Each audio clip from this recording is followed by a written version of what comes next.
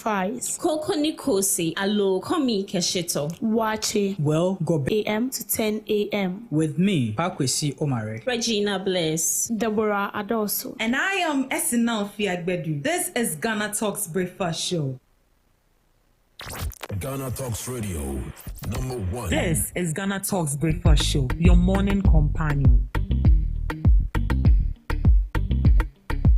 This is GhanaTalks Breakfast Show, your morning companion. GhanaTalks Radio, #1.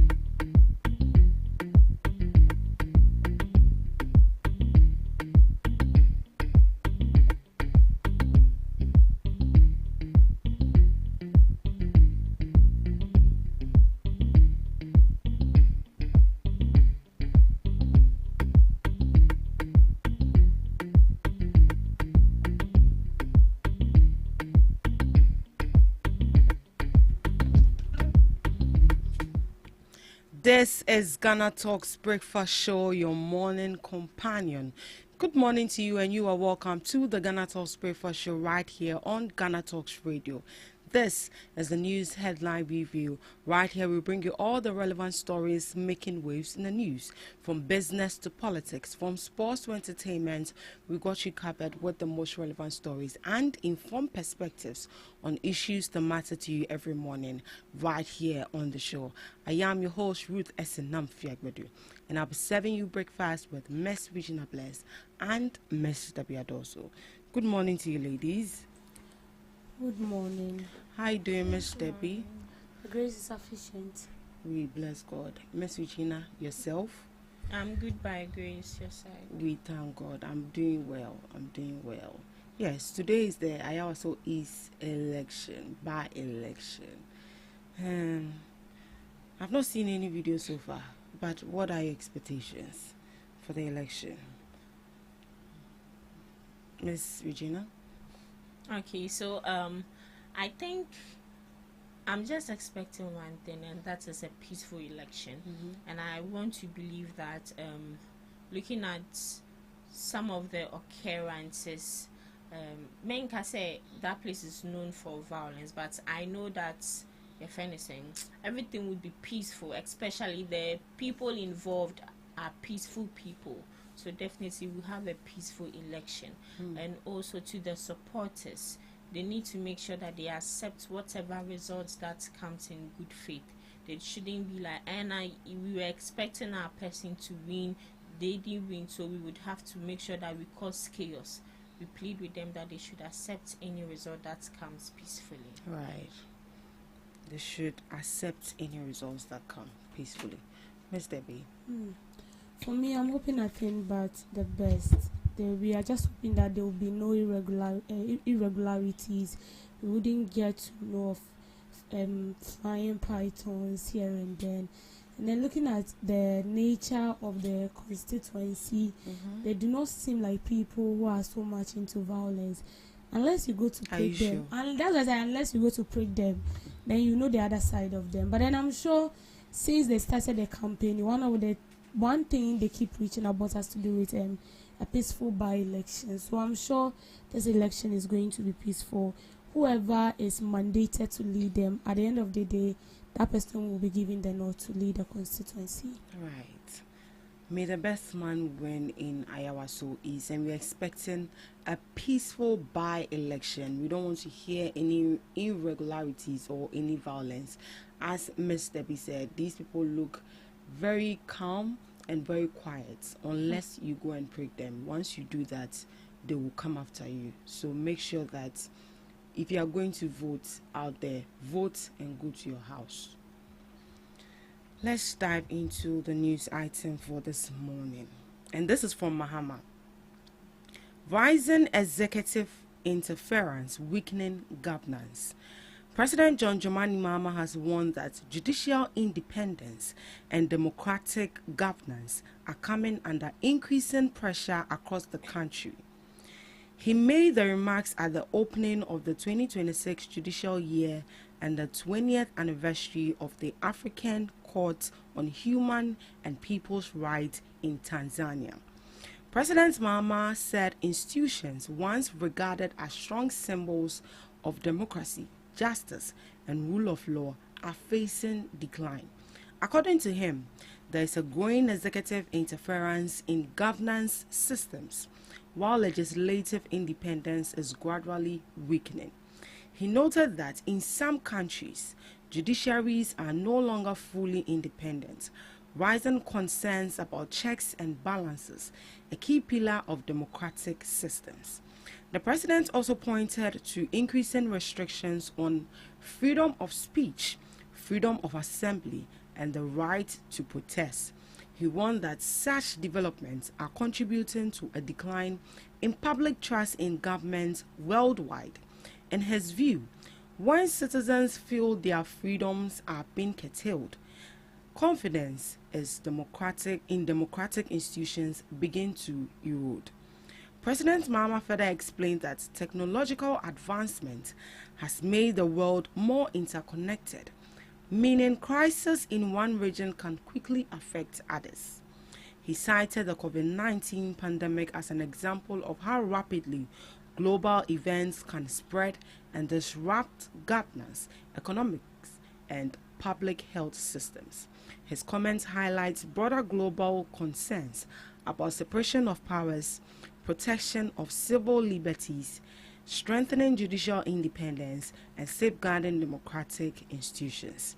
The anniversary of the African Court served as a platform to reflect on the importance of human rights protection and accountability mechanisms across the continent. So President John Dramani Mahama delivered this during his speech in Tanzania as they celebrate the 20th anniversary of African Court on Human and People's Rights in Tanzania. And he said, rising executive interference, weakening governance. And this is not only affecting, he made mention of this not happening in just one region, but it's happening worldwide, where presidents and people are being infringed on their freedom of expression, freedom of to protest, and then the citizens' rights as well. This was what he said. But let's take Ghana as a case study, right? What do you say, Ms. Debbie? Well, I wouldn't say that he's not right. Democratic institutions are being, shall I say, threatened, or the democracy surrounding this institution or governing this country is declining, and not in Ghana. I mean, it's cutting across, and now even countries that are being set as an example are now in, shall I say, is it a turmoil or what? Yeah. They're in chaos. Yes, they are in chaos. Now let's take US for instance. Let's look at what is going on of late between US and Iran. You see, these are things that do not really happen to the Western world. I wouldn't say that they don't experience, but it's been quiet some time or years.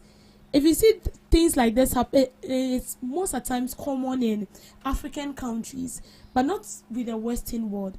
But the rate at which the executive is being given some too much power, it's interfering with the activities of other arms of government. So when it comes to Ghana, for instance, we have the legislature, we have the executive, and then we have the judiciary. all these arms of government have their power and they have their limits to what they do and what they cannot do. And this arms of government is being set in a way that you cannot interfere in the activities of the other arm of government unless maybe you are being called. To should I say share ideas, or maybe you are being called to involve yourself. You have no right to interfere. That is why I said from the beginning that they have their limits. But in a case where an arm of government is having more power than the other arms of government, then it's going to cause chaos, or it's going to cause a crash. And when that crash happens, it's going to cause a negative explosion. And when it gets to that side, it can only take the intervention of God. Because I remember some time ago, was it the minority that was saying that we're giving the executive too much power? If you remember, some time ago in Parliament, the minority raised concern that the executive is giving too much power. If we don't take time, it's going to bring a whole lot of issue. Because when you look at the legislature that has to do with the parliamentarians, the members of parliament, they deliberate on issue. They bring up policies, and then they do with the policies. Then after the policies are being done and are being settled, when it needs the signature of the executive, that's when the executive comes in, sign it, and then amend it into law. So sometimes, like, let me take this LGBTQ bill for instance.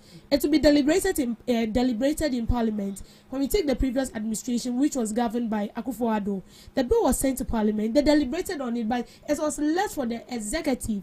And the executive board, which the head is the president, it was left with him to sign, but he didn't do it. You get it? So sometimes when a bill is brought to Parliament, the legislature as a body deliberates on it, and then it's being sent to the executive. Or in other way, when you want to turn it upside down, the executive can also bring up a policy or initiative. It doesn't end there. It has to go to Parliament. And that is why every executive has its own subordinate. So when we take the executive, which is being handled right now by President Mahama, its subordinate or the group of people he's working with is the majority in Parliament. So if the government or the president should bring out a policy pertaining education or health sector, and then it's presented to the majority caucus, which that is the body he's working with, they don't just decide, because we have minority in Parliament who also need to deliberate on that issue. So it then goes to Parliament, and then both the majority and the minority deliberate on that particular issue, and then they'll find out if it makes sense enough to be amended into law, whether it's going to help the people or it's going to bring development. But in a case where the executive feels like, legislature, you are not needed, judiciary, you are not needed, what I say is final, when I give a directive, follow, when judiciary brings something, yeah, in fact, what we want is what you would do, then it's going to erode public trust. And that is what we see. I won't even go for Ghana. That is what we see in our judiciary. And that is the main reason why issues of national concern cannot even be settled in our court. Especially when it has to do with corruption. It cannot be settled because there is an interference with some parts of the arms of government.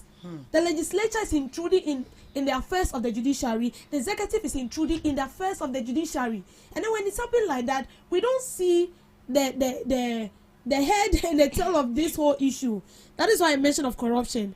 In a corruption case that is involved a politician or a member of parliament, when it gets to court, how well do we fast track the issue of politics? No. At the end of the day, the person is being granted bail, and then I see what you don't get to even know the details, how it ended. No. So when things like this happen, and then the citizens begins to know that no, democracy as we see it that is not democracy. Because when we are talking about democracy, it's not only about Kebi. It's also involved these things for fairness too. We need to see the fairness of every issue, the transparency of every issue. But when we don't see that, and then when we don't see that, it arouses this holy anger in citizens, then they start to explode. Because why would I, as a normal citizen or as an ordinary citizen, present my case in court, and within an hour you can deal with it? And even I can go to cell. But when it involves a politician, it can take like 30 years. It can even be there till, we keep changing government, and that same case is still in court. So when it happens like that, the citizens feel like, well, they take us for granted.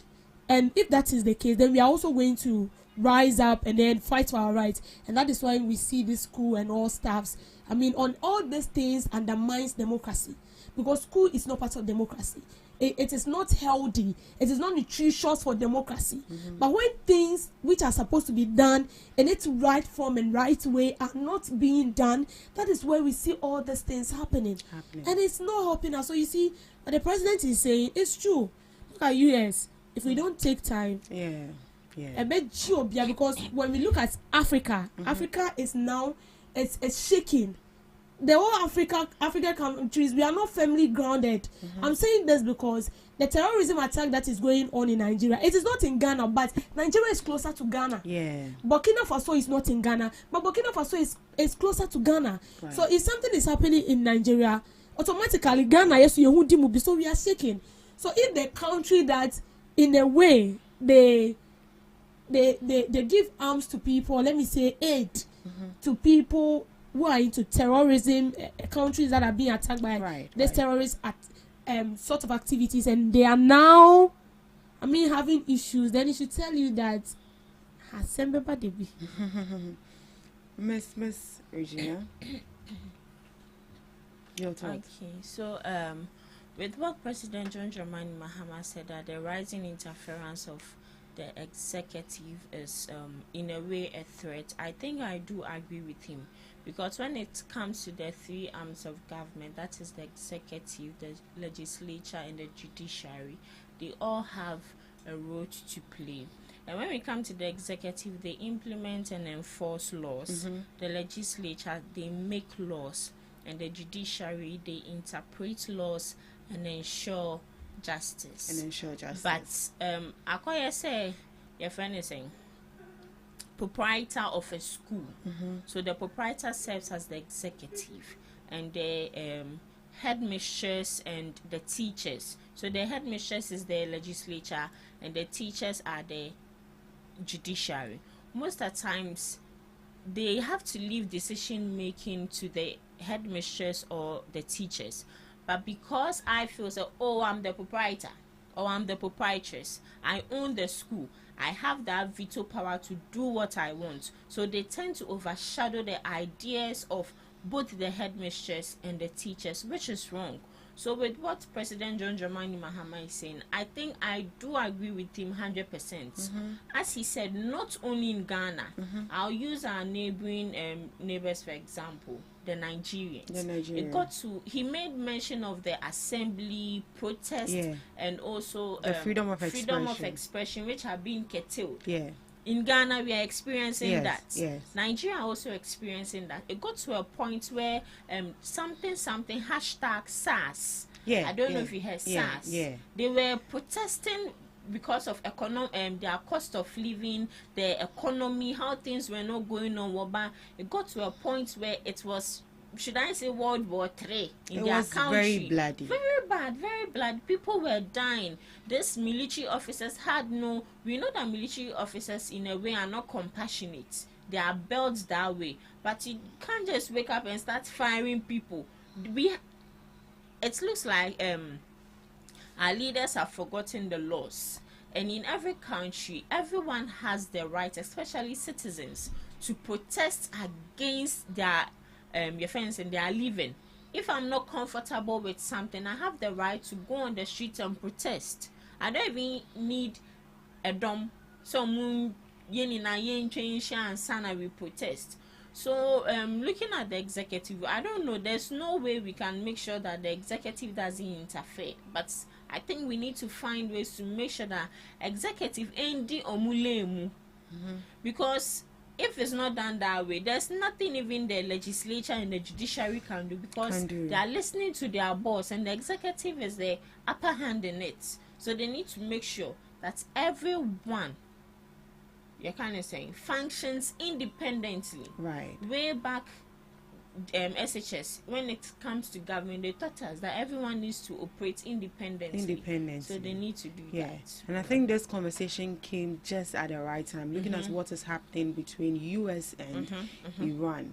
And it looks like if care is not taken, it's going to get even worse. And yesterday I saw a slice from city, and from President John Dramani Mahama saying that the chaos that is happening in US and Iran is going to affect our economy. Now, see, yeah, yes, I've had it here. Russia and Yeah.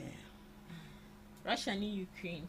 Yeah, I be in a way we export things from these countries as well. Especially oil. We import oil from these countries. So when it happens like that, they will go up. But Ghana Petroleum has made us aware that they stored about 5 weeks. But even that, now 5 weeks is it enough? 1 month, 1 week. You get it? Is it enough? It's not enough. How long is this war going to happen between not these enough. countries? It's not enough. So as it stands now, there, let's prepare for anything that comes up. Minority to introduce PFM amendment bill to strengthen fiscal discipline. The minority in Parliament is preparing to introduce the Public Financial Management Amendment Bill 2026, aimed at tightening fiscal discipline and improving accountability in government and spending. The private members' bill seeks to amend the existing Public Financial Management Act to ensure that public funds are spent strictly in line with national development priorities approved by the National Development Planning Commission. Speaking at a stakeholder engagement, Kojo Opon Nkrumah, ranking member on Parliament's Economic and Development Committee, explained that the amendment will prevent the Minister for Finance, Kessel Atoforsen, from releasing funds for projects that are not captured in the approved National Development Framework. In simple terms, ministries, departments, and agencies, metropolitans, municipal and district assemblies will not receive funding for projects that are not properly included and certified under the NDPC's development plan. According to him, the goal is to stop unplanned and discretionary spending that falls outside Ghana's strategic development agenda. He clarified that the amendment does not apply to genuine emergencies or contingency spending. However, for regular projects, funding will be denied unless they are formally captured and approved within the National Development Plan. The Deputy Clerk to Parliament in charge of Legislative Management Services added that the bill will introduce another key requirement. Under the proposal, annual progress reports on development programs must be published. These reports must be made available before expenditure warrants are issued. Development plans approved by the NDPC will become the mandatory basis for preparing the national budget. This means government would have to show measurable progress before new funds are released. The proposed amendment is part of ongoing effort to strengthen fiscal discipline, reduce wasteful spending, improve transparency in public finances, align budgets with long-term development goals. Ghana has faced fiscal pressures in recent years, including high debt levels and budget overruns, making public financial management a central national issue. If passed, the amendment could significantly reshape how government spending is approved and monitored. So this is from the minority to introduce a Public Financial Management Act, an amendment to 2026 that is aimed at tightening fiscal discipline and improving accountability in government spending. Minority. As if they did it. And now they want to serve as police and military men. Watchdogs. Whilst they didn't watchdog their own. Surprising. Miss Regina. Yeah. Your thoughts? So, when it comes to Ghana, we sometimes, not all administrations, but most of the administrations which come into power sometimes bring up policies that doesn't align with our national strategy. let's say for instance, we know that Ghana, we need the FNS and hospital. Then you go and bring cathedral. That one. I didn't want to just say it like that and tell me and me kofaba. So they all they didn't watchdog their own, and they want to watchdog this current administration. It's quite funny, but in a way I think I would say they probably have the interests of the country at heart. Exactly. So as I was saying, according to them, they shouldn't make sure that your friend is saying, or the finance minister shouldn't give any money that is not allocated in the budget, or that is not in accordance with the National Development Planning Commission. I don't have a problem with that, but my problem is sometimes certain issue pops up urgently, like the cocoa issue, which maybe if the money is there, they are supposed to dip their hands into that coffers, take out money and pay the cocoa farmers. They are trying to say, since it is not detailed there, and yes, I don't saka. When we talk about fiscal discipline or making sure that you spend wisely, you can spend wisely and still not break the bank. Sika, I'm person me bube. You say abanda homa kramayen beka we said then. When we say kramayen beka pan so abandon dear, I'm being disciplined. I don't want to touch that bar. Intina kramana beka no call. Rabies. So the money is there. The money needs to be used wisely. And also, I would say with their private bill, it's a good thing, because looking at our past, we've really spent money. Sorry to say, unwisely. They use money anyhow. Look at the cathedral. See the kind of money that was pumped into it. This time, and foundation, they've not laid it. But if it was just a normal human being, it has been built into something useful. So I agree with them in some aspects, but to some extent. Yes. Right. So it's 50-50. It's 50-50. Anyways, Miss Debbie. Public Financial Amendment Bill. 2026. 2026. Yeah, it's good, but it's being amended into a bill or a law, right? Then it means that any government that comes in, you have to obey by what the law states. Yeah. That's fine. And what they're saying, it's not bad. It's a good thing, but just that, as we are all saying, you didn't realize it when you were in power. Well, that was just by the way.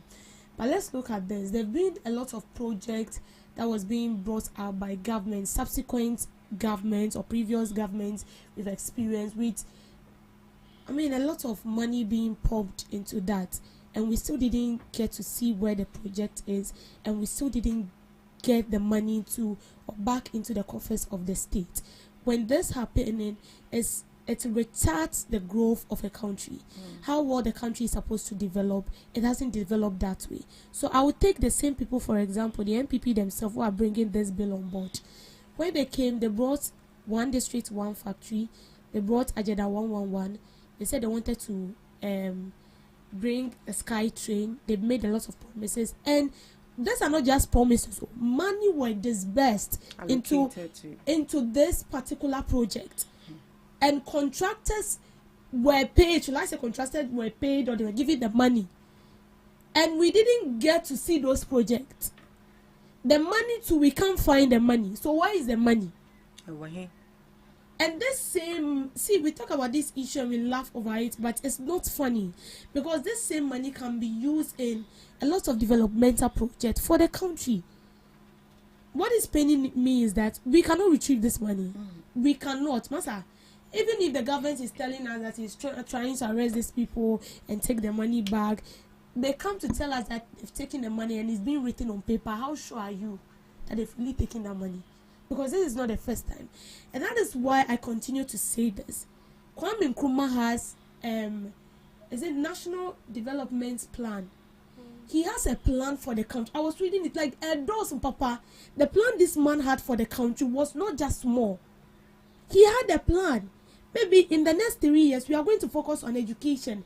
In the next 3 years we are focusing on this. In the next 5 years we are focusing on that. And so when you come, you know this is what you are doing. So when we are allocating money for this particular project, we know that for the past or for the period of 4 years that you will be in power, we are allocating like 50 billion. And that 50 billion is going to only health. That 50 billion would be projected into maybe education. And that 50 billion will be projected into road construction. Then we know that when we bring out that 50 billion, it's going into that. So that national developmental plan, bokra to baby. And when you read the plan, trust me, it's mind blowing.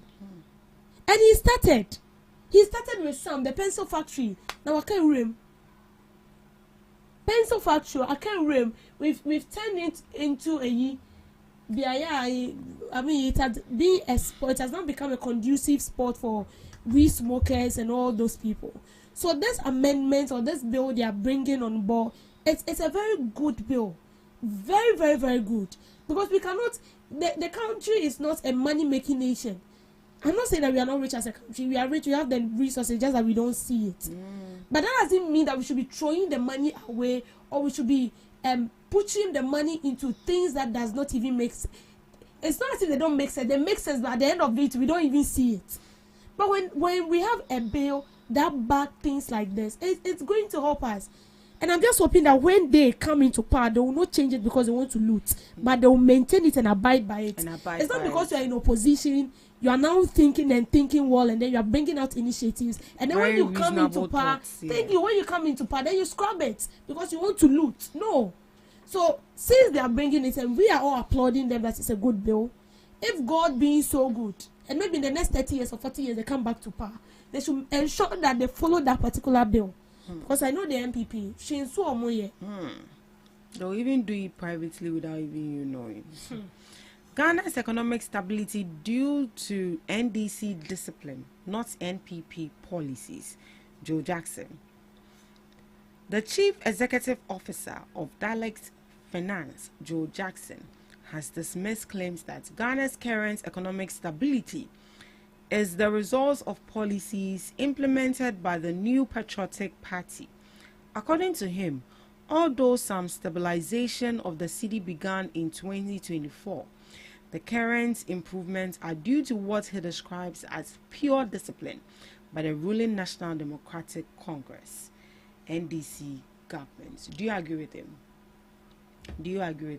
In as much as the NPP brought some policies on board, the NDC came into power, enhanced it, and is now working. And now we hear people saying that, oh, let's give the credit to Baumia. People also saying, no, you can't give the credit to Baumia. Let's give the credit to Mahama. People are saying, no, but we brought it. Why should he take the... You brought it. Why is it that it didn't work for you, but it's working for somebody? That's the question we should be asking. And why didn't we see it manifesting during your tenure? Someone came and then modernized it, polished it nicely. It's working like magic. And already it's working like magic. So what was the issue? Is it the individual there, or they were just not doing something right? But who should be taking the credit for this? NDC should be taking the credit. Why NDC? NDC should be taking the credit because we are seeing the work of what they said they've implemented. We are seeing it happening during this particular administration. So if you are trying to say that we should hail you, we should praise you because you started, and so the stabilization of the economy or the stabilization of the cedi to the dollar, you started it, so we should praise you. It's not done that way. If you feel you've done it, why is that we didn't feel it? We didn't feel the impact as citizens when you were... It's not only about coming out to blah, blah, blah, blah, blah, blah, blah, blah, blah, or stating it on paper. We should feel it. But so long as we are not feeling it, then it means you did nothing. You did nothing. The credit should be given to Mahama and the NDC government, because when the MPP came into power, I think their ministers or the appointees were like... I don't want to mention figures because I might get it wrong, but it was more. When NDC came, what did they do? They reduced it. Mahama reduced it. So I think say 60 or say 80. He reduced it. He reduced it because he feels like it is not necessary. Why is it not necessary? Don't forget that when you're appointing like 50 or 30 or 100 people, you're going to pay them from the state. And sometimes you see all those what's the name? You know, some of their positions, Mahama emerged. Yeah. Emerge them. Yeah. So imagine we have like single. You're going to pay all these people, but when you merge them, it cuts down costs. So cutting down his appointees was to cut down costs. So it helped. And then when we look at the city to the dollar, for instance, as well, he's working since this president assumed office. For me, I'm not in the house, but I believe he doesn't even sleep. Mahama has been traveling all around, from this country to this country, partnering with businessmen. I mean, having conversation with businessmen, how to get investors into this country, how they are going to help us. Because we cannot attribute the stabilization from the city to the dollar per our own efforts. Those people who comes into this country to create jobs, employ people, and also work, it's all art. It's a contributing factor to what we are seeing. Right. So this president, for me, has never slept. Today he's here, tomorrow he's there, talking with people, businessmen, partnering with investors, bringing them in and out every day. And it should tell you that this government is doing everything possible, and then he has done it. He has proven them wrong, that you can still manage the economy without going out to borrow. We are not magicians, but are we not out from the destiny of IMF? We are out, but the country is still moving on. It means that when we plan things very, very well, we can still manage our own affairs, just like Kwame Nkrumah said, and not to depend on other countries.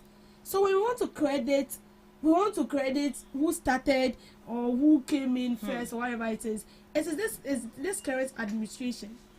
And also don't forget that revenue mobilization reforms, changes as country ports ensure importers business present valued invoices and documentation. If you remember, there was a case in court where it was being, allegations that when people bring in or import things here, the dues and the nuisance taxes they pay on those dues are too huge. And even that taxes are being taken, we don't even see it in the country. We don't know where they are. But when he came, he scrapped all of them. So all these things are hindrances. And he ensured that he cleared all these hindrances. And then we are now seeing the positive outcome of the measures he has put in place. So you cannot tell me that I should sit and be clapping for MPP. What did they do? How can you import something and pay 15 taxes? The last time we spoke to the man, he said they pay 15 tax. I'm like, hey, we are still borrowing. We are still borrowing. Are you? It is well. Miss Regina, who should take the credit? Who should take the credit? We want to lie for the fact that when the NPP was leaving power, at least things were getting better, because at a point the inflation rate was around 50 something, but when they were leaving it came to 20 something, and the dollar was 17, and when they were leaving it came to 16 or 15 if I'm not mistaken, and now I think it's somewhere around 11 cedis or 10 cedis. So for that one there, let's give them the credits. But looking at some of the policies, example is the gold reserves. Yes, now that they've modernized it into accelerated accumulation, some long name. So as we are all saying, we would give them the credit because, as we said, as they were leaving, things were starting to pick up. But if sometimes you have to give credit to the one who maintained it. And this current administration came and they maintained it. They could have also neglected it and things would have dropped again. But they maintained it. And President John Dramani Mahama brought up certain policies, stricter policies that some people were not happy with. But I always say that as a leader, you need to make sure that you take certain decisions in as much as it's not favorable to the people, but you know that at the end of the day, this is a good call. And also, your friend is saying our way of spending, he made sure that we reduced it. And also Debbie made mention of the appointment of ministers the past administration, now ministers no do also, but when President John Dramani Mahama came, he said he would only be appointing 60 ministers, and which he has adhered, because those 60 ministers, if you want to appoint more than, they'll be taking more money, but you've reduced it, and we see can eswati, senye bebe kwa eswati. So me dear, because we should acknowledge both of them. We should acknowledge both of them. Nipa oye juma bebe no. Ono na yebe bona basopa. Anti President John Dramani Mahama will say My mom will be like, "No, you do exactly. Right. Yes. Thank you so much for joining us on the news headline review. Up next, we have Today in History with Miss Regina Bless.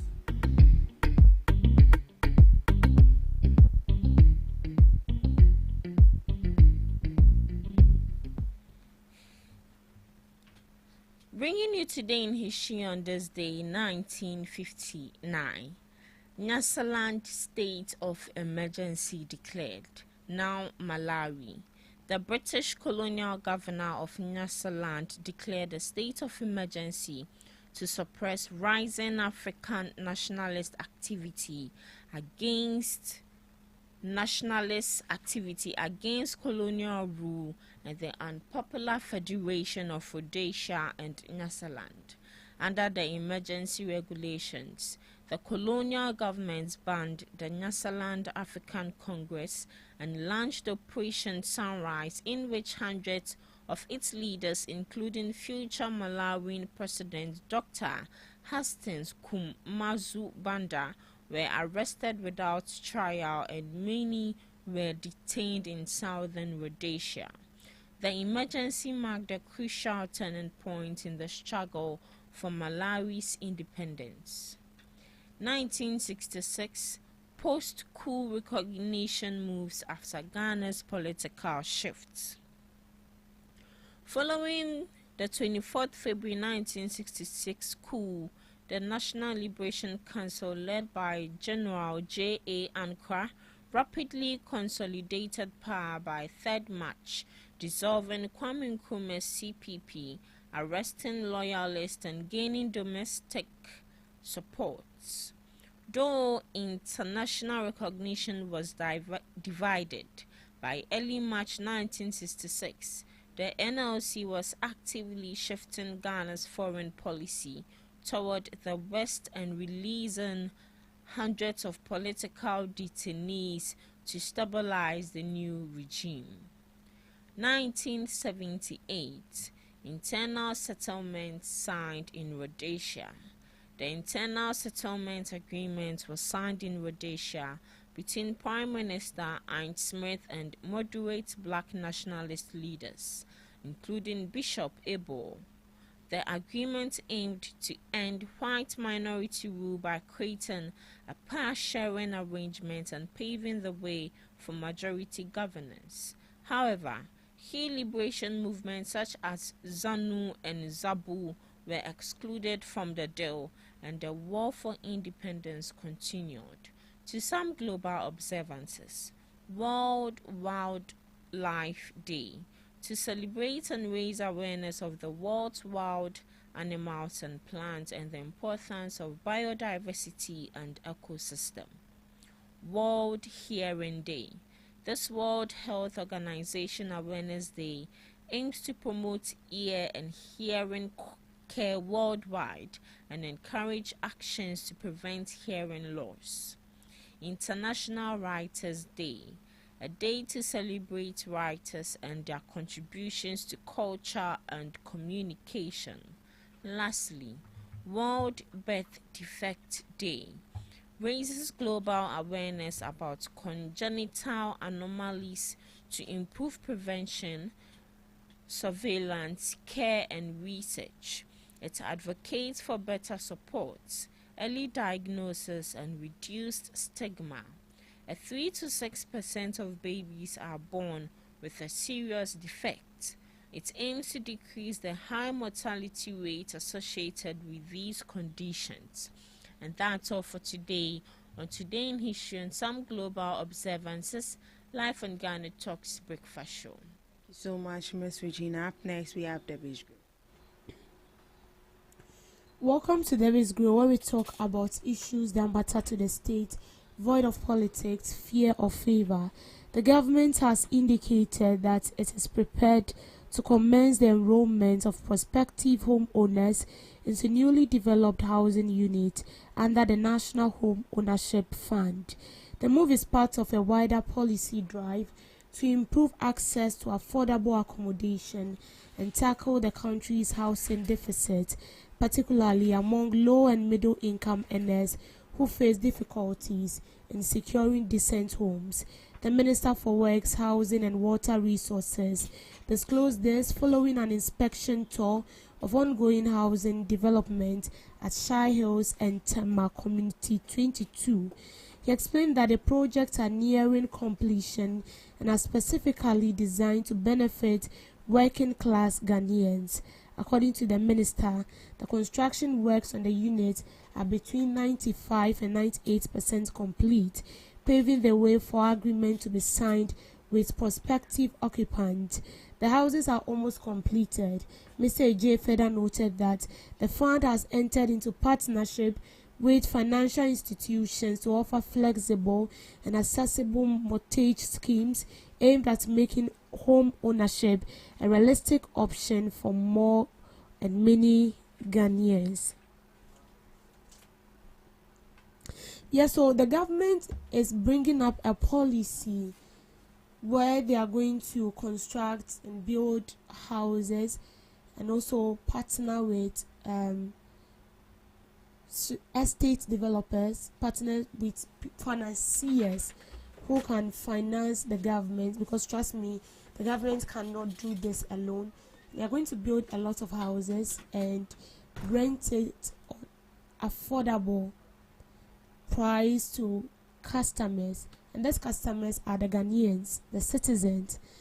Now, we've stated that one of the things that makes, the living condition seems like you being in hell in Ghana has to do with your rent, the high cost of renting in Ghana here. The cost of renting is very, very expensive in Ghana. So imagine you are a low income earner and then you are renting a house more than what you take a month. It comes back hitting at you so hard because you have a lot of responsibilities as well. We have people who are married, we have people who are not married, but they have other responsibilities they're supposed to cater for. They pay their rent, transport is here, family issues is another thing. And then you take the money. Sometimes by the time the money drops into your account, the money is finished.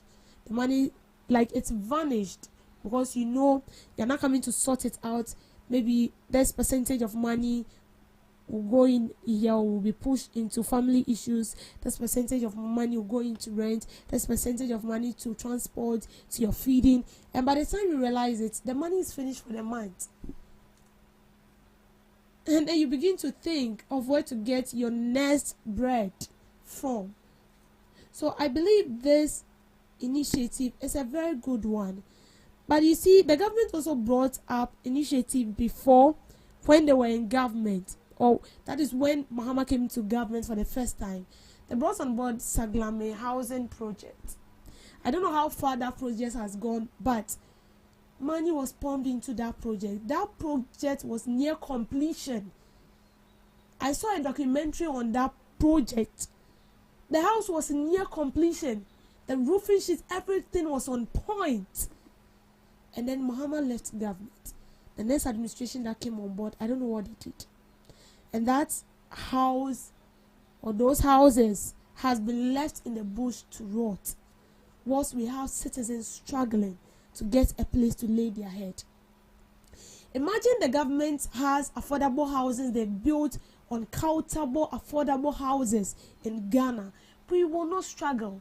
Even landlords and landladies will be forced to reduce the price of their houses. They will be forced to reduce the price of how they rent houses to citizens. But because they know that the government has no house, the government do not even have a unit, a house unit. They don't even have it. to rent to people, to rent to the citizens, the ordinary Ghanaian, as they call them, or as they call us. And so these landlords and landladies have taken that as a chance to milk from the citizens. And that is what is going on. And that is why you go to rent a house, and then the landlord will look at you. You know the most funny aspect? They'll even ask you, what do you do? They'll ask you, what do you do? Because they know they're coming to give you a very big blow. So they want to ask you what you do. They want to find out your financial status. Is it solid enough? Is it firmly grounded? So that they know that when they're milking big. Or they know that, no, if this is not a catchy meat, then they have to dog it and then go for another one. And so you have people paying rent 500, 650, 700 a month. And the landlord, the landlady is taking 2 years. The landlord, the landlady is taking 3 years in advance. And that is not all. Sometimes you get to these houses and you realize that there are a lot of work to be done on the room that has been rented to you. Sometimes when you look at the ceiling, it is something that has been used like 30, 40 years. It's not of a good standard, so you need to change it. Sometimes the lighting system is bad. You rent a house and there is no toilet, not even a washroom. You have to walk like 30 minutes from your house. 30 minutes from your house to where you get a place to ease yourself. They don't have it, but they are taking money. And sometimes you get to the house and then ceiling cry yanye, painting po yanye, and then the cement a tutu. You will have to use your own money. And sometimes when you're talking to these landlords or landladies trying to get their mind on board, and listen, when I do this, you will have to. Some of them are so good enough that they'll be sincere to you. This house I'm about to rent to you, or the room I'm about to rent to you, it has so and so challenges. So this is what is on board. Use your money to fix it, and then I'll deduct it from your pay. Or you use the money to fix it, and instead of me giving you like 2 years advance, I'll give you like one year. So it means the remaining 1 year money, use it to fix the room and come and stay. And then I'll take only 1 year. Then after the 1 year, I'll start taking what I'm supposed to take from you. Simple. Some of them will not even tell you the truth. They will take the money in fault. They will take it. Then after you rent, after you've packed your things, you realize that, oh God, you've wasted your money. Because the money cannot be refunded back. It cannot be retrieved. You have to gather another money and then sort it out. This is what the ordinary Ghanaian is going through out there. And it has made cost of living so hard and difficult. You have to be struggling. Imagine somebody graduating from school. When you're graduating from school, the first thing that comes in mind is you want a good job. When you get the job, what next? A place to sleep. When you get it, what next? Money for transport. And if all these things are taking like 90% of what you make in a month, how are you living your life? That is why we are calling on the government that they should bring this on board. And since they are bringing it on board and they've said that it's 90%, is near 90% completion, please, it's affordable, so let it be affordable. You said affordable housing. So if you are saying it is affordable, let it be affordable. It shouldn't be the same thing just like what my landlady or my landlord is taking from me. It should be something that the low income earner can also afford and make something good or meaningful out of his or her life. But if you are saying it's it's affordable housing project, and then at the end of the day, you are also taking the same thing just like what the landlady or the landlord is taking from the ordinary Ghanaian, then what is the essence? So please, if you are calling it affordable, let it be affordable.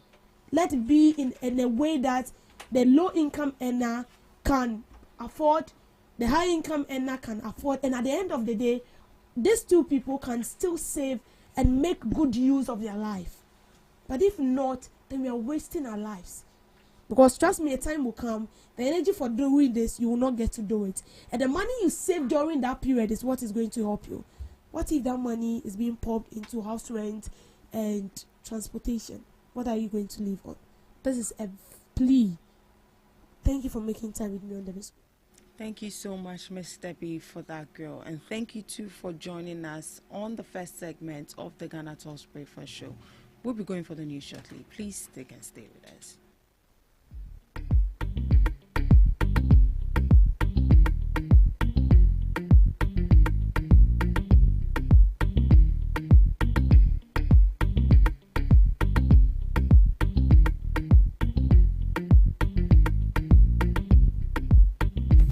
Are you ready to amplify your business or brand's reach and make a meaningful impact in Ghana and beyond? Partner with Ghana Talks Radio today to connect with a diverse audience across Ghana and beyond. Elevate your brand through on-air promotions and social media. Boost your brand during prime time. With Ghana Talks Radio, you can extend your reach across digital platforms. Ghana Talks Radio is not just a station, it is a community hub where your brand becomes part of the conversation. Join us in fostering connections, celebrating culture, and making a lasting impression. For customized sponsorship packages and enquiries, email contact@GhanaTalksRadio.com or call +233 202 544614. Ghana Talks Radio, giving the youth a voice.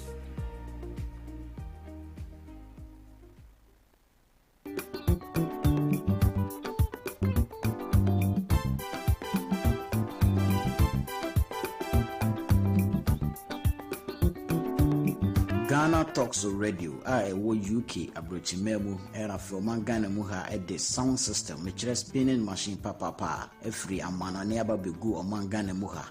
It is say we a year, we engagement, we wedding, we birthday party. Political parties are more rally, some way sorry more crusade. So we'll book carnival or any kind of event. Now we'll pay spinning machine papa a boss sound in the mu at the dia any may come for GTR sounds at the emao. Your live band in so our tones at the frame ya bit me ababeboa ama ujumedia woody and so at me I come up. Yawa enkan pupuni mantemo anya aponchi hotel a hope pepe ena yebutu odi an se wo befre empanifo e wo 0546 960510 GTR sounds emu de angaza.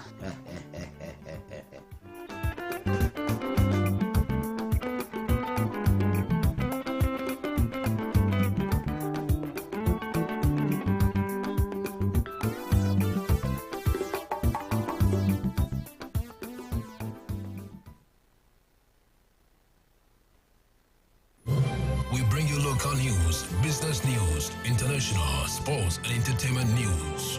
Right here on GTR.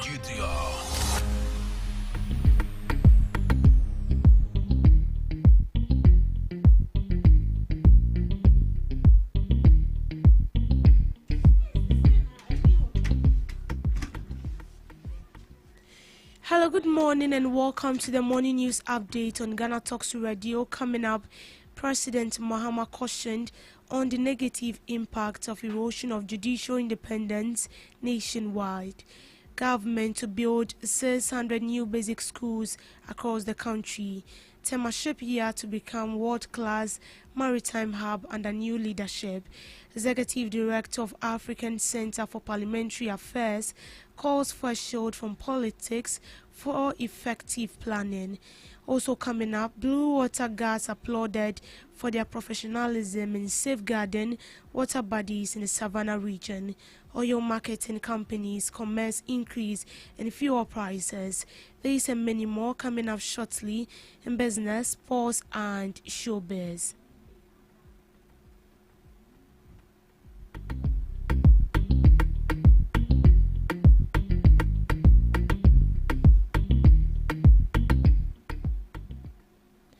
To our first story, President John Dramani Mahama has cautioned against the weakening of judicial independence and rising executive interference globally.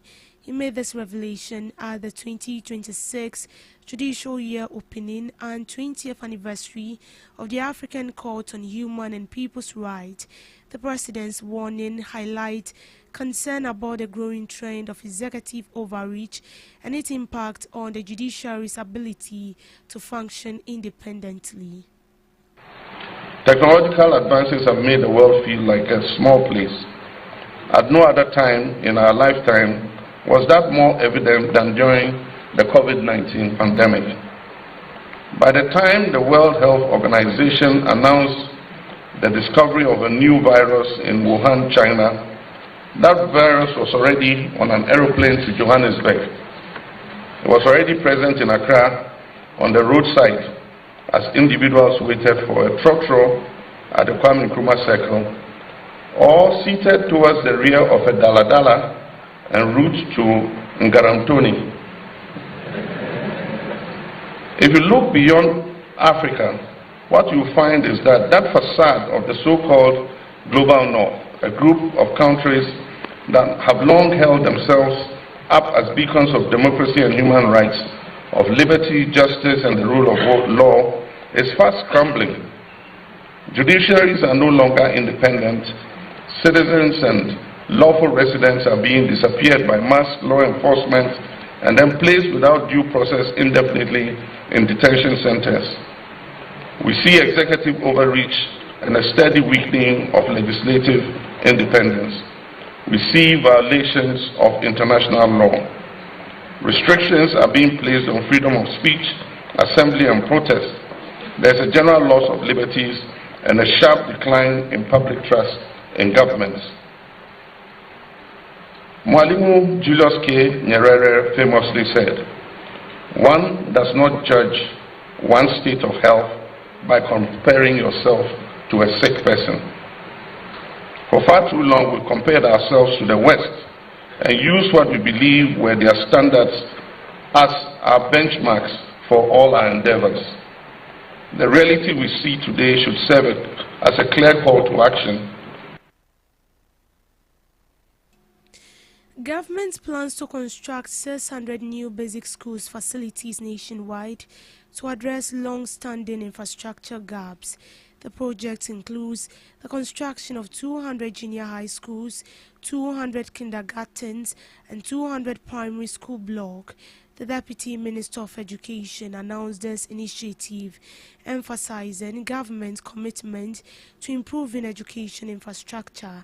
The plan is part of a broader effort to strengthen basic education with a focus on STEM education and digital literacy. The government has also secured $170 million in funding for basic education reforms. As we speak, there are many parts of the country where we have sufficient populations for schools to start. And because as a state we are not keeping pace with population growth, the communities themselves come together and then start a school. And that is how schools and the trees come to be. We inherited in excess of 5,000 of such schools and the trees. And we are making a concerted effort to address this phenomenon. In this budget that we passed last year for 2026, in this State of the Nation's address, the President has reinforced his commitment to addressing this phenomenon. So you would have heard that we are going to be constructing 200 junior high schools, 200 kindergartens, and another 200 primary school blocks, among others, to try and address. Newly appointed board chair of the Public Utilities Service, Tema Shipyard, has vowed to transform the facility into a top-tier maritime hub in Africa and beyond. The new board plans to replace outdated machinery and equipment to make the shipyard fully operational and competitive. The shipyard, a strategic national asset established by the first president, Dr. Kwame Nkrumah, has faced operational challenges in recent years. However, with the government's support, the facility is set to undergo significant revitalization. Meanwhile, the facility has the potential to deepen local participation in maritime value chain. I think the tour has been very instructive. Before the tour, we saw an opinion that the dry dock, the shipyard dry dock, really was very, very degraded. But I've seen that since 2025 February. Now, so much has been done to really bring the facilities here to a very good level. And I see some ships are so talking to have maintenance and some repairs works. As a matter of fact, I'm surprised. I didn't know that this facility is in such a beautiful state. As it is right now, it really competes with any other facility in West Africa. But the intention of the board is to ensure that the facilities and the equipment that are old, outmoded, are replaced and make it very competitive in Africa. We're looking beyond the sub-region. And I believe that with support of government, because I know that exactly the president is so keen in making this place a very important player in the 24-hour economy. And also, we at the board are saying we want to make the shipyard and dry dock the human gold board of Ghana. Okay. Repeat that. We want to service, sell our services and foreign currency for this country. There are so many areas where you can make foreign currency. You always look at cocoa and gold, it's fine. But services like this one, like gold being provided by shipyard and dry dock, it's a fantastic channel for earning foreign currency for this country.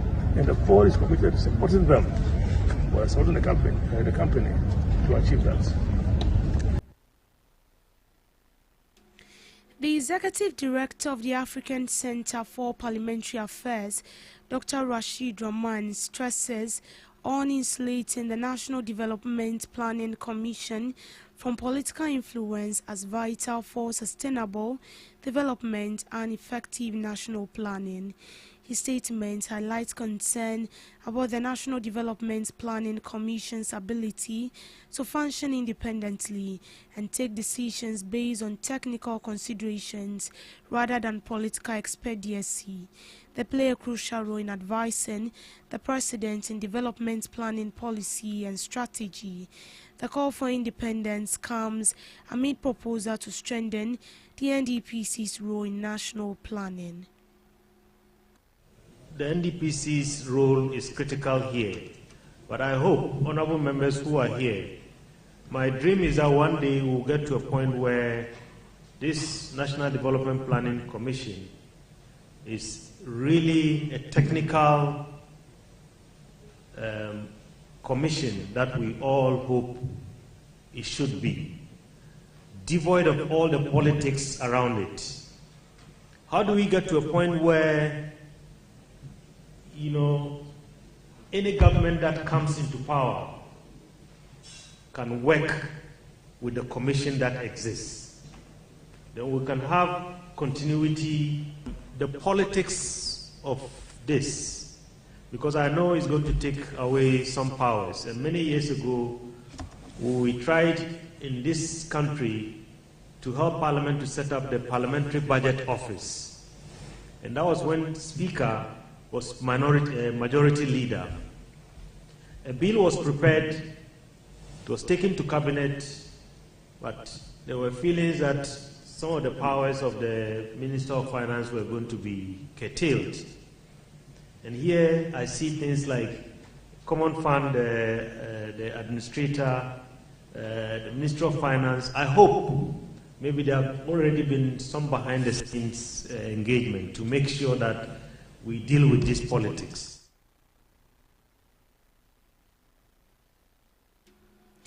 Deputy Minister for Lands and Natural Resources, Yusuf Suleimana, has praised the efforts of 38 Blood Water Guards in the Savannah region for their role in protecting waterways from illegal mining.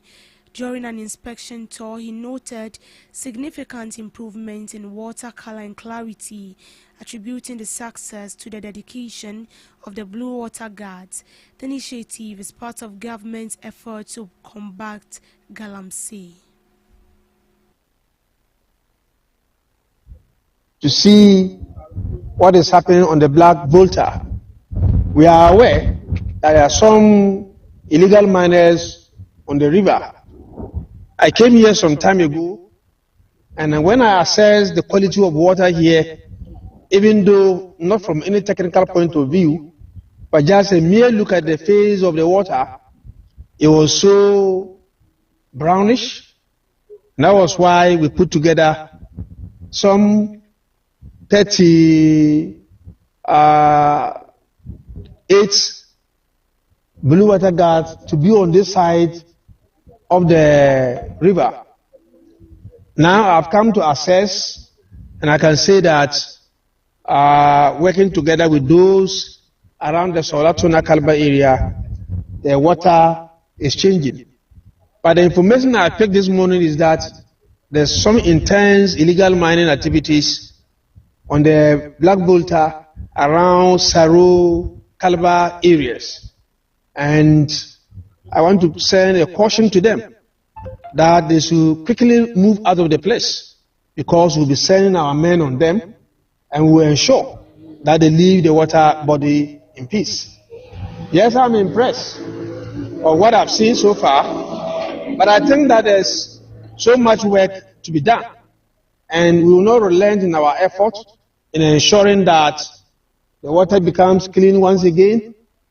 And for those who are in the southern sector in our forest reserves, it is a pledge we have made to Ghanaians that will get them out of the forest reserves. We are resolute, we are focused, and we are determined to carry through these objectives that we have set for ourselves.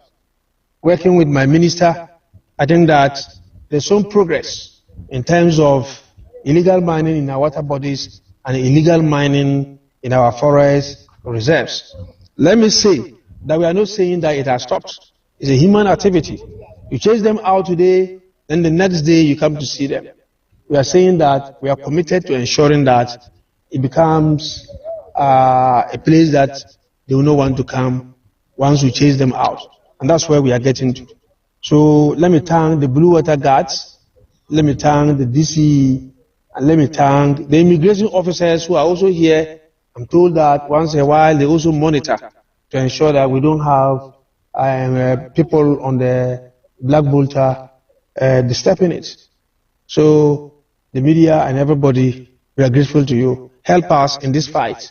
The fight against illegal mining, especially in our water bodies, is not government's work. It shouldn't be only government's responsibility. It should be a responsibility for all Ghanaians.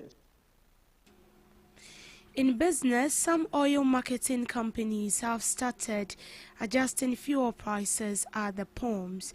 This follows industry projections that petroleum product prices will rise between 1% to about 3% per litre. Checks show that Goyo has adjusted petrol prices, selling a litre at 10.46 Ghana cedis, up from the previous price of 10.24 Ghana cedis. The price of diesel has been kept unchanged at 12.53 Ghana cedis. Goyo says these figures reflect discounted prices offered at 200 service stations nationwide. This suggests price at other Goyo stations could be higher. The development also shows that Goyo has adhered to the price floor announcement by the National Petroleum Authority for petrol, but has priced diesel above the floor of 11.42 Ghana cedis. Market leader Star Oil has also announced an increase in petroleum product prices at its service stations. Petrol has gone up from 10.24 per litre to 10.46 Ghana cedis. Diesel has also been adjusted to 11.97 from its old price of 11.42. Report indicates Star Oil's diesel prices is above the approved price floor. A careful look at the numbers shows that while Star Oil also adhered to the petrol price floor, it moved way above the diesel floor. Other major oil marketing companies said they will adjust prices possibly today or in the coming days. Some have also indicated they will monitor competition before reacting. With strict compliance expected around the National Petroleum Authority price floor, indications are that no operator can price petrol below 10.42 and diesel below 11.42. The increase has been driven by rising prices of crude oil and finished petroleum products on the international market over the past 2 weeks. The increase could have been higher than what is being witnessed if it had not been the cedi's margin appreciation over the past weeks. Data from the Chamber of Oil Marketing Companies indicate that the petrol prices could rise by 2.89%, reaching around 12.4 per litre. The LPG is expected to decline slightly to 13.87 per kilogram.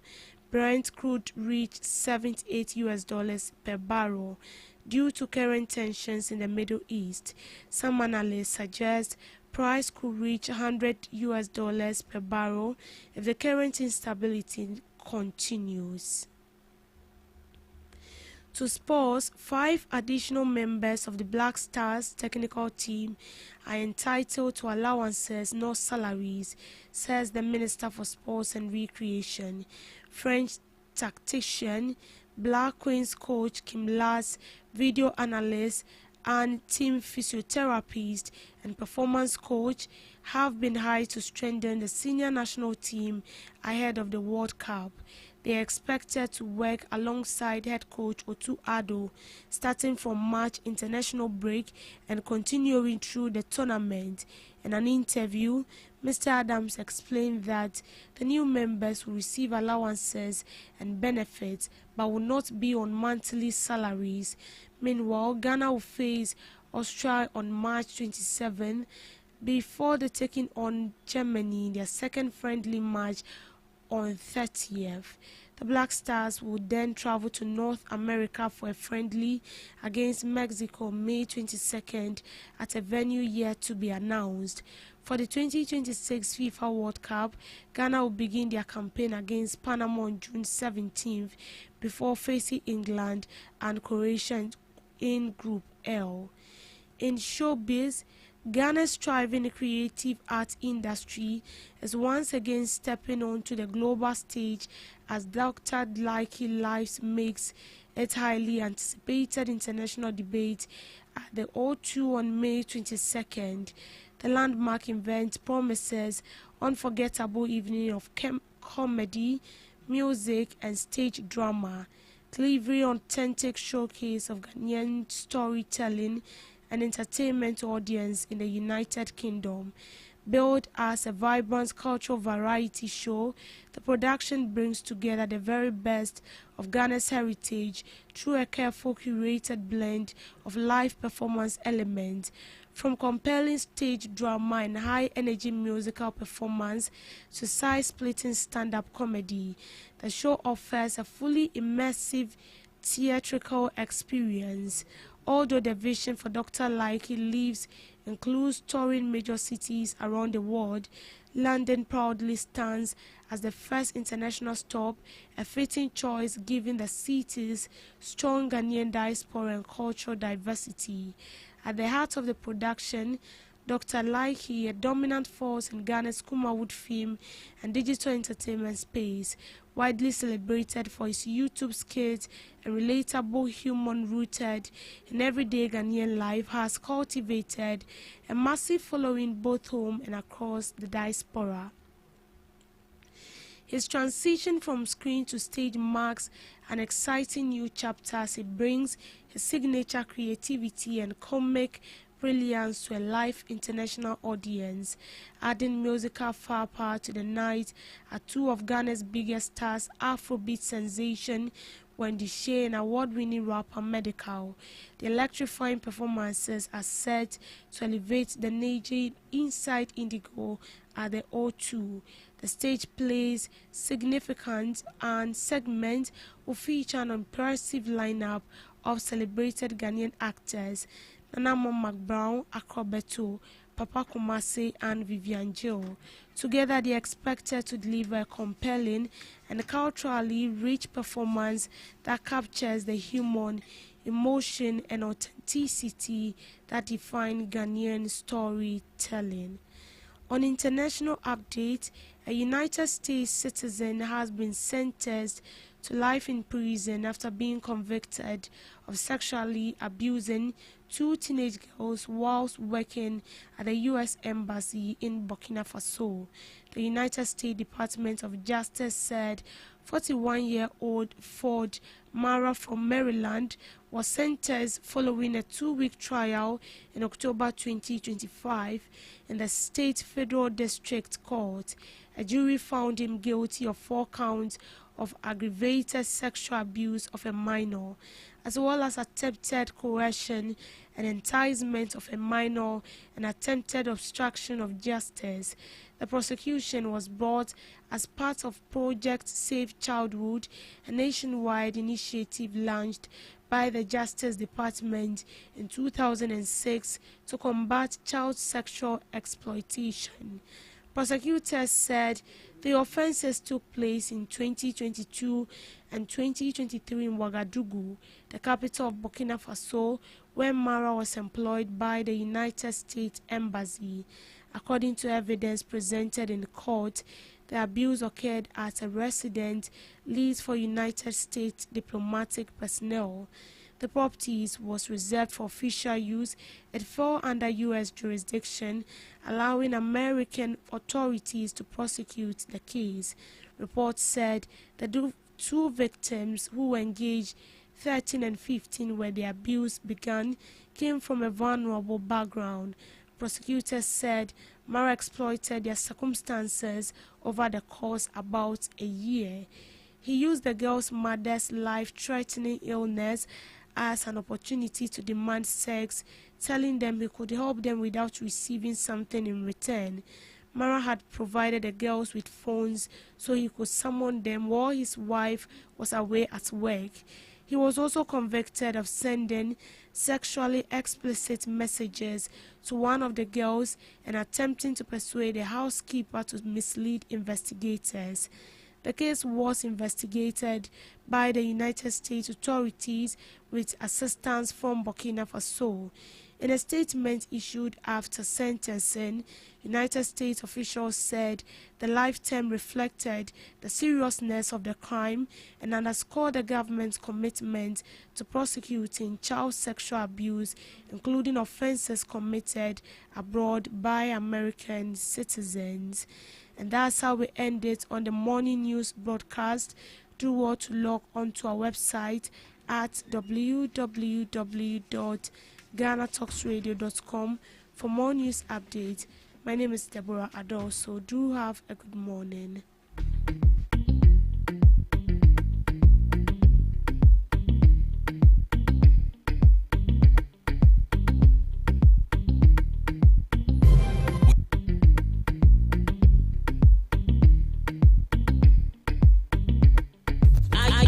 Ready to amplify your business or brand's reach and make a meaningful impact in Ghana and beyond?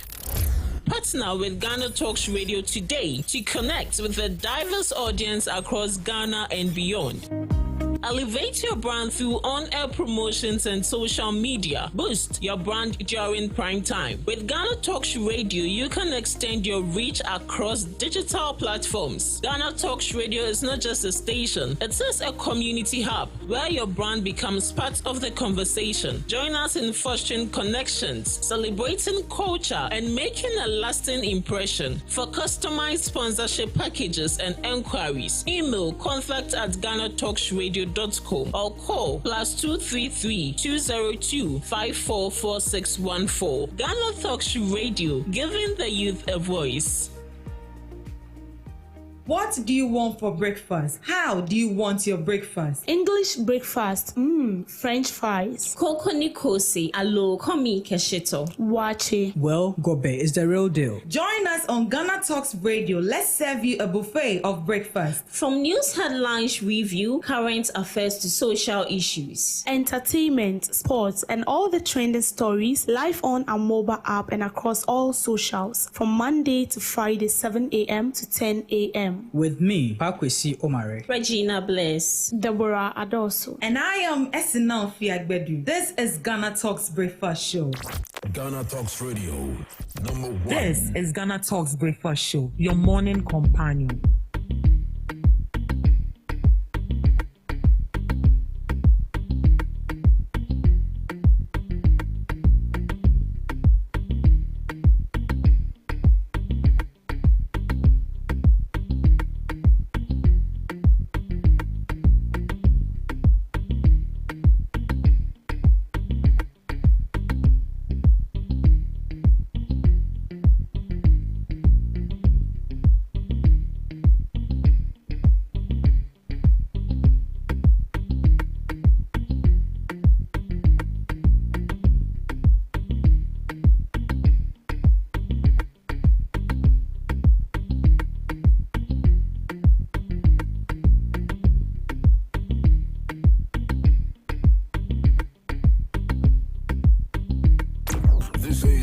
GhanaTalks Radio, the best station right.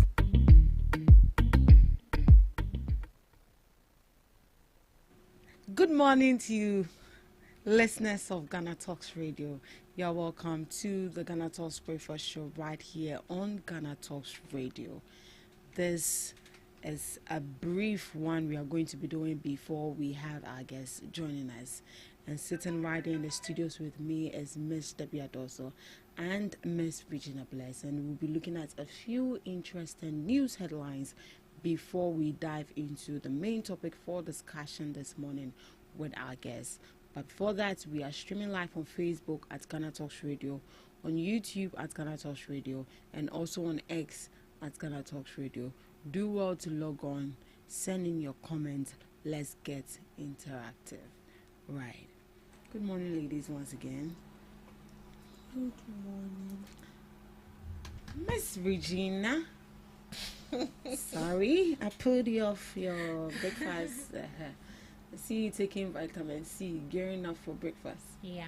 Come here, baby. Don't know. How vitamin C now? For anything. Right. Let's look at some few news headlines. One, I've been looking for the story, but I've not found it yet. But I'm positive I'll find it. Once I find it, I'll cross-check. But from what I read from the headlines yesterday, the Deputy Education Minister, Mr. Clement Appa, made mention that the teachers that will be posted to the rural areas, they are going to increase their salaries by 20%. It means that if you're a teacher and you are being posted to the rural areas, you know how sometimes life gets difficult in the rural areas, meaning that if you are not living close to those areas, you have to pay rent, and paying rent means you have to buy a whole lot of stuff to to fit into your room. And also, if the distance is quite not too far from your house, that means you have to pay for transportation. And there have been concerns, not just the teachers but also nurses and then doctors, that they won't go to these rural areas because life is very, very difficult. Looking at what they are being paid and what they have to invest into making life comfortable for them to be in that area, to make sure that they work efficiently and effectively. Finally, the government have heard their cry. So 20% increase in salary for teachers who will be posted into rural areas. Who do I start from? Who has the bigger pink? Okay, Miss Eugenia. Pink. You all have a touch of pink. Who has the bigger one? Okay. Right. So yesterday when I saw it, I was really and extremely happy, because when it comes to teachers, especially being posted in the rural areas, I would say most of them are not being taken care of. Most of them are not even being fair to. And looking at this plan they want to bring up, I would say it's an applaudable one, because trust me, sometimes the working condition alone gives the morale to these teachers to do more. It's just like you being in an institution where you are being acknowledged for your work day in and day out. You want to do more. You want to do more, so that you know, say, at least I'm being acknowledged. When we come to the urban area, it's already established. It's convenient. It's safe. The working conditions, I would say 50% of it is good. When you go to these schools, they have all the amenities. They have all the desks and the decks, the furnishing, the textbooks and what have you. And we have electricity. But looking at the rural areas, my brother was posted, I think, way back 2023. Yes, 2023. He was posted to a rural area, and as he got there, he called and said, "Say, a dying pona wahano, a ye sa atakwame dying, a nubi and a woho." And we the comfortable bed at home. The one that when it rains, like it will be leaking. No, or the one that they doesn't use leak. sand. Clay. And some na ya atakwame. Then normally a palm tree na kata sun enubi. And my mom was like, I beg, come back home, right? We have a comfortable bed here, a comfortable room where you can sit. But he was like, oh no, I want it. I want to experience it. And you want to explore. And you know the most surprising aspect, he came back looking all fresh. And he's eating natural food every day, right from the farm. Exactly. And when he was coming back, he came back with a lot of fresh foodstuffs. Oh my God! When a cracker, please, they should post you. They should post you. Can't now be. So I would say it's a good thing. Most of these rural areas, I would say the only benefit is nature. The only benefit there is nature. Aside that, up to now, some people don't even have electricity. I think yesterday Debbie showed me a video where in one area like that, students were sitting on the floor writing. In this morning, 2026. The only desk there is the teacher's chair. The teacher there, he deserves to sit. Teacher ne chair, which means only be. Se me ko be kitchen stool ni fi akunja na omede ababisi hono. So the 20% is good. But as they are boosting or encouraging the teachers, they also need to make sure that working conditions there are safe, and the students also have up-to-date library, up-to-date desk, like everything that will make these kids comfortable and make learning more easier and accessible to them. Very important. Miss Debbie. Yes, so we have a lot of graduates who are refusing to go to rural areas, and then not only in education. We saw the health sector where the Minister of Health, Minta Kanda, stated that I think 10 doctors has been posted to each of these rural areas, and they've refused to go. And some places out of 10, only 2 presented themselves. Some places out of 10, only 1. So now I think as for the health sector, they said when you don't go, you won't receive any salary at all, or it's either your license will be revoked or you won't receive any salary at all, because Accra is congested. Everybody wants to be in Kolebu, everybody wants to be at Ridge, but we have other places as well. You are looking for work, so go. But the thing the government needs to do is that those particular rural areas, it is in a rural area, but you can still make it in a modernized form to suit the students, and as well make it comfortable for the teacher. Because trust me, a teacher has gone through a lot to acquire that certificate, and then you go into a class to teach, and then what you're supposed to teach the students, there is nothing to practicalize what you are teaching for this student. What are you teaching? So example like science, where you are going to learn, science comprises of biology, chemistry, physics and all that, and sometimes you are supposed to do practicals. How are they going to learn? Then when we come to the IT, the computer, I saw a video where the teacher has to draw a computer on the board, draw a mouse on TSC. Unless you know computer, you have to practice. Demonstrate. The more you practice, the more you get to learn. And it's about that. If they tell you to open a folder, it is what you've practiced on the computer. That is what you are going to write. But if you have less knowledge about the practice or how the teacher demonstrated it for you to learn, how are you going to write it down? So you go to these rural areas, it's a very big challenge. So the main reason why these teachers are refusing to go there is because the government is focusing on this area. It's focusing on the capital more than those rural areas. As in developing those areas. Developing the urban cities more than the rural areas, the rural communities. If you don't want to develop that community, that is up to you. But at least the school should be well equipped. They should have a conducive environment to study. The teachers should have an accommodation. There should be electricity. I will shock you that there are certain communities in Ghana here that you have to climb trees to get network. You have to tie a rope around your phone and tie it to a tree before you can make. I'm telling you, sometimes you have to walk where the tree is. You have to walk from here to, let's say, Anyam Market, where that tree is situated, for you to climb and be making call. So if you have relatives which are in, let's say, in Accra and you are in the village or somewhere, to talk to them, you don't get them often. And sometimes, unless the person call you, you cannot call the person. you cannot access the person. So imagine you are posting a fresh graduate. Oh, not free university and an MBA. You are seeing a crowd life of, living condition here.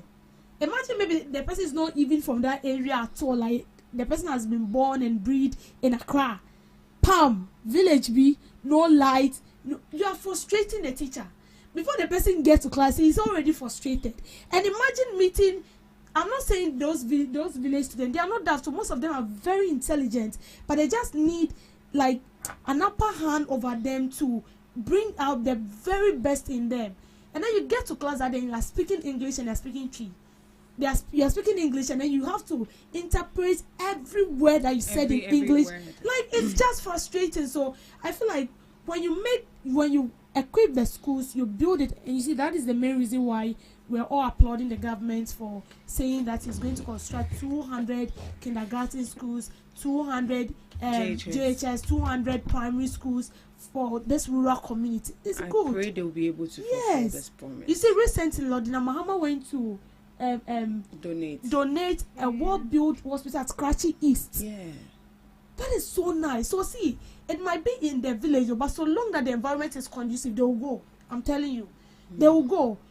If they like, the road should not be watered, but when they have the accommodation where they will sleep, where they are working is very conducive, they don't have to be stressing, they will go, they will work. But if the place is not conducive, I'll do reposting. I'm just being sincere. I'll repost myself because I have parents. I have to call my mom. My mom is also thinking about me. She will call me. So imagine you call me and you don't get me. Are you not frustrating my life? What am I going to teach? So I think it's a very good call. For them to take them is good, but why not we just uproot it from the roots rather than? So teachers will be going there. They'll be giving something, right? Yeah, 20% increase. And it's good, but why don't we just tackle the issue from the roots? Just like the president is saying that they are going to build schools, we are just hoping that it will come into manifestation. Aside this, trust me, working in rural communities, come on, I'm telling you. Hey, have you taught in a rural community before? I've not taught, but I've gotten advantage to be there, and sometimes because of programs like you go there and all of that stuff, so you get to experience them. Imagine you're a teacher, you teach this student very well, or a nurse, and then you are able to help a woman deliver, and the husband is, they are into farming, or when they can tell back by they'll bring body and mamenes mamenes contomre mamenes tomato. That's all they can offer you. Yes. What else do they give? Money. And you will like it. Or if you go to from this community, it's in the northern region. I've forgotten. They are into fish because they are closer to the river. They are closer to the Oti River. When they can tell and now mamenes papa teacher. So you see, by the time the person will come, not like Chester. You see, she said her brother went from eat today you eat all, but basic things like network, road, and the penny assembly. So when they fix it, they are also humans. They need people to come and teach their words. So let's just fix it once and for all. I believe there should be no excuse for anyone at all if you are being posted to the rural communities. Right. Before I leave you, Ghana month. We are in Ghana month. And it looks like people are really excited for this particular independence celebration. Miss Regina, what should we be? Okay, so I don't know what's extraordinary about this year's Ghana month, but it looks like most people, especially on TikTok, are really hyping it. And as I said earlier, I don't know what's special about it. Yeah, the Ghana month, but this year, I say, people are really hyping it, especially with the Ghana jerseys. Yeah. I'm not just a new perfume. Yesterday, as I was going home, one man, this people that you scrap condemn. But she Ghana Jesse. Adia Bofi me say Yehovah. Jesse on motono 250. Someone is even selling theirs 1,500 just for Jesse. I'll not buy again. You not buy again. You have to buy. I'll buy T-shirts and I'll print Ghana. I'll write Ghana on it. Oh, so we are wishing nothing but the best. Yeah, I think how they are hyping it, it's also putting some kind of excitement in us. We are anticipating for that day, and we would enjoy it. We will enjoy it. It's on Friday too. Yeah, Friday. Regardless of how bad a country is, when it's your day, it's your day. Even Nigerians are even hyping Ghana's man. Hey. Oh, you don't know? Do you remember when even Ghana was playing? Some of the Nigerians came here to support Ghana against I think some other country, Bisa. So it tells you that we are one. But you see, when the day like your country is celebrating your birthday, you are a Ghanaian. So automatically, like there is this Ghanaian blood being you that is boiling out for you to like celebrate the day. And I'm also sure that it's because of the change in government. People are happy. Oh, but Bama, we've celebrated Independence Day with Mama. But this is the second unique. It's unique. How unique? It's unique. The way they are hyping it, it's unique. That's why they are hyping it. Anyway, or maybe they're excited because Monday will be the holiday. Monday is a holiday. Monday will definitely be a holiday. Oh yeah. Friday, 6 months. Maybe that one too is part because workers. Even if it falls on Sunday or Saturday, Monday is still a holiday. Unless maybe it falls on. When it falls on Friday, Monday, Tuesday will be a holiday. But it's falling on a good day. Friday, enjoyment day. Anyways, Ghana month. Make sure you wear something Ghanaian. There's yebebo duku. Yebe share batakari. Yebe intuma. Yebe sadwa. Eat Ghana, wear Ghana, talk Ghana. Everything Ghana. Because it's Ghana month. So yeah, make sure you rep it. Thank you, my ladies. My guests are in. Thank you so much. We are going for a quick break. We'll be back. Are you ready to amplify your business or brand's reach and make a meaningful impact in Ghana and beyond? Partner with GhanaTalks Radio today to connect with a diverse audience across Ghana and beyond. Elevate your brand through on-air promotions and social media. Boost your brand during prime time. With GhanaTalks Radio, you can extend your reach across digital platforms. GhanaTalks Radio is not just a station, it is a community hub where your brand becomes part of the conversation. Join us in fostering connections, celebrating culture, and making a lasting impression. For customized sponsorship packages and enquiries, email contact@GhanaTalksRadio.com or call +233 202 544614. GhanaTalks Radio, giving the youth a voice. What do you want for breakfast? How do you want your breakfast? English breakfast. French fries. Koko Nikosi. Alo komi kesheto. Wache. Well, Gobe is the real deal. Join us on Ghana Talks Radio. Let's serve you a buffet of breakfast. From news headlines review, current affairs to social issues. Entertainment, sports, and all the trending stories live on our mobile app and across all socials from Monday to Friday 7 a.m. to 10 a.m. With me, Pakwesi Omare, Regina Bless, Deborah Adoso, and I am Esinal Fiagbedu. This is Ghana Talks Breakfast Show.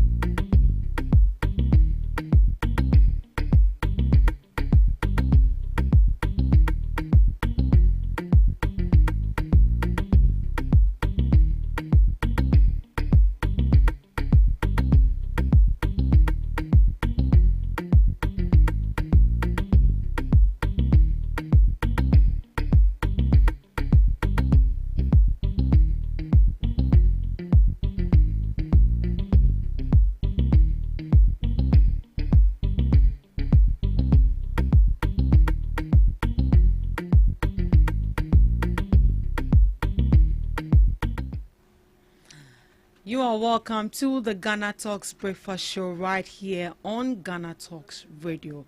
This is your favorite online radio station, and we are streaming live on Facebook at Ghana Talks Radio, on X at Ghana Talks Radio, and also on YouTube at Ghana Talks Radio. Do well to log on, tap on the link, join us in this conversation, and as you know it, this is the second segment of the Ghana Talks Breakfast Show. We come along with knowledgeable guests who are going to dive into the issues and share their informed perspectives on issues that matter to you every morning right here on the show. Our topic is ready, our guests are seated, and we just can't wait to dive into the issue this morning. Make sure you do well to communicate with us. Send in your comments. We read it. They share their opinion on that. As you know it, we have from the NPP and also the NDC, two brilliant communicators who will be diving into the issues this morning. And I must say that we just can't wait to dive into it. So from the camp of the NDC, we have Honorable Daniel Kwapina Ampon, aspiring vice chairman for Amasamai, and also a part of the NDC communications team. We also have Mr. Enoch Fojo Ake, NPP communicator. Good morning to you, gentlemen, and you are welcome to the Ghana Talks Breakfast Show. Good morning to you. Good morning. Good morning. How are you doing? Fine. Hope you're doing well. I'm fine. I hope it wasn't a challenge finding here. It's cool. It's cool. Right. Mr. Ake. Hello, madam. How are you doing? Oh, I'm blessed and highly favored. We thank God. Also fine. I'm fine. I like your is it cap or hat? Oh, whichever. And now you say it's whichever. Whichever. Every hat or cap is cap. We don't know the difference. But anyways, you're looking good. Thank you. You're welcome. Yeah. So today, Ayawaso East is holding their by-election. They are going to elect their MP. It's okay. What should we be expecting? I think, let me greet your listeners this morning. Yes, good morning to everyone listening to us. I think it's been over a month or so now that we did popular acclamation for the NPP parliamentary candidate for the Ayawaso East. As a result of the death of the member of parliament for Ayawaso East. May his gentle soul rest in perfect peace. The NPP, among the people who wanted to become the parliamentary candidate, and the leadership of the party sat and agreed to allow the constituency secretary, in the name of Baba Ali, for that yes constituency, yes, please. In Ayawaso Yes, East. So he's also the constituency secretary for the New Patriotic Party in Ayawaso East. Was it that you didn't find anybody eligible to in fact, there were a lot of people who came out. I think the former MC, the constituency chairman, you had some figures who wanted, but the party leadership decided to sit to select one person. I think so. He wasn't he wasn't elected. No, it wasn't by vote. We didn't do a delegate vote. You didn't do a delegate vote. We just selected one person to represent the party. We did popular acclamation, and in fact, all the other candidates agreed. Yes. Okay. One, Baba Ali, is a teacher over there who has taught for over years. Over there. Yes. So he's an indigene. A homeboy. Yes. So in the campaign we've been doing, I've been there myself, you could see that the people know him very well. Right. As somebody they've stayed with, the Makranta, the neighborhood, teaching students and all that. So in fact, if it comes to popularity, he has that over there. Right. So what we are looking for is, and you need to see one thing is that Ayawaso East is not just a stronghold of the NDC, it's NDC. It's NDC. They voted NDC their whole life. For over 30 years, from 1992 till today. They've never selected any other person aside whom the NDC has represented. So if you've been in the politics a little bit, you understand that it is a very fierce or difficult election for the New Patriotic Party. The New Patriotic Party. if it comes out today that the NDC candidate has won, I don't think it should be much of a surprise or a shock. Because it's obvious. But what we are saying is that by dint of the hard work Baba Ali has done, and by how he has lived with the people, for some of us who have been on grounds, if per what we are, the reception we are receiving on grounds, it's not as a result of fanfu, and it's as a result of they know him, they want him, then I can confidently say that Baba Ali can or is likely to win today's election. I have been there, and I have seen what we've witnessed on ground. Some of the comment that people have been given is that in selecting or in electing somebody to lead the NDC, they saw a lot of actions, TV sharing, money, and a whole lot of that. So they have also the view that once you want to enter parliament and become their member of parliament, then you should also give them the same goodies you gave to the delegates, so that they will come and vote for you. So that is another big tussle for the NDC, because it may result in apathy. They will stay home, they won't come if you don't give them. I don't know if you are getting me. Another angle of their conversation is that someone who has been rejected by the people of Akutia, why do you was he rejected? I think he has been an MP. Yeah. Oh yeah. He has been an MP, and he went and they didn't vote for him again. Oh really? It's not like that. Oh, are you sure? What happened? Are you sure that was the case? But don't worry, I'll come to you, Mr. Oh no, I want him to Daniel. clarify, because don't say Ubi ni Mobiche. Okay. All right. He was their former MP. Yes. And I'm saying he went again. With the MP, I don't man to man. It's not like that. There were issues that they needed to resolve it, but it came to a point that they said, okay, we don't have any idea. You just go and represent. Next time we'll do our homework. But he that went. is the only thing. Yes, but don't just put it as if you see. Do you understand? Don't just put it like that. Na me coalition, na me wia. As a Jenny saying. Sometimes let's not make. Is that what I wanted him to? I thought he was coming to say he didn't go. The thing is that we're Dibida. But DMP. If you don't mind, what were the issues? It was internal issues, and normally internal issues, I don't want to come on air and be saying it, so I just brush it up because it's our own. So what I'm saying is, Oya Kutia reject.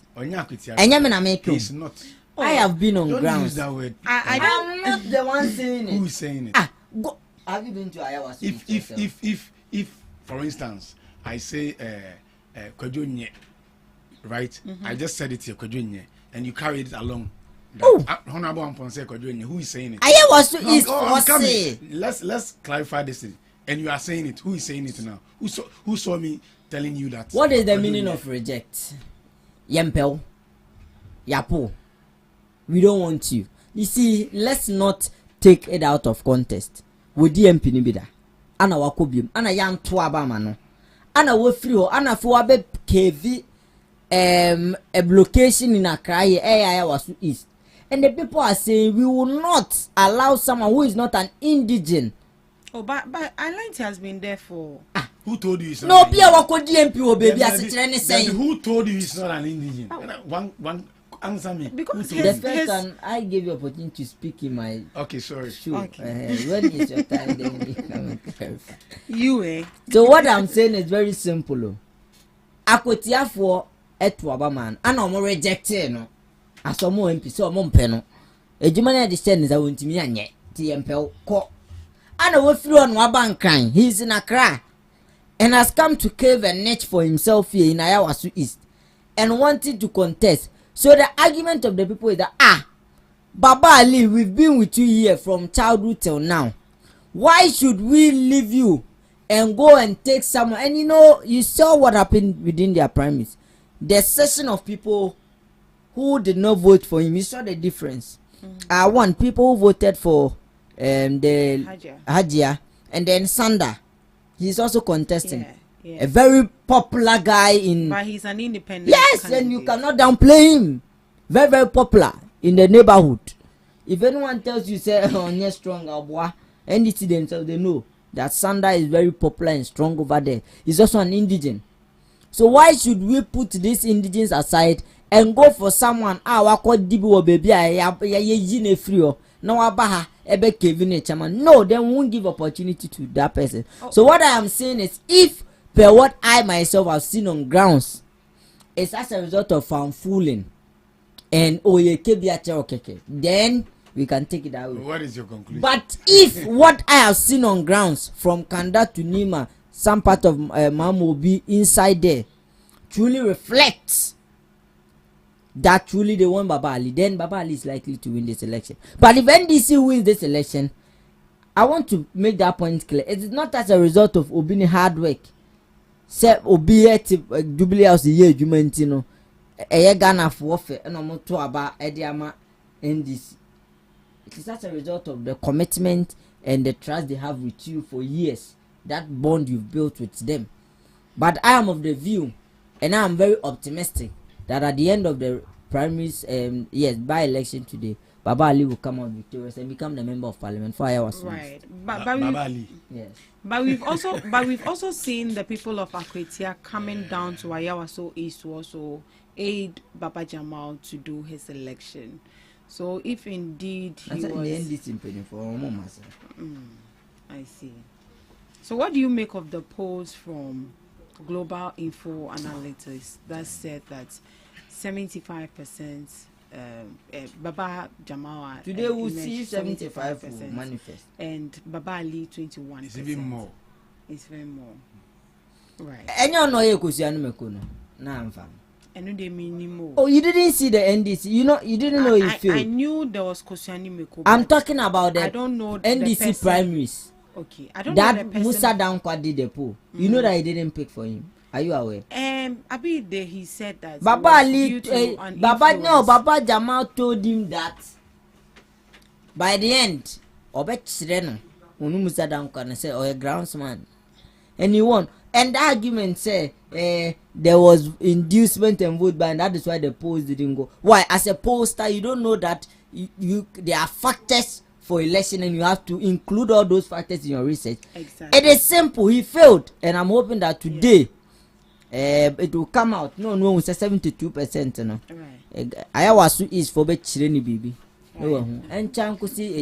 Because even me as an individual, if you tell me that you are conducting an election and you tell me that, oh, I'm failing in this side, whatever that I'll do on grounds to make sure that I emerge victorious, I will, because the polls are there to guide you.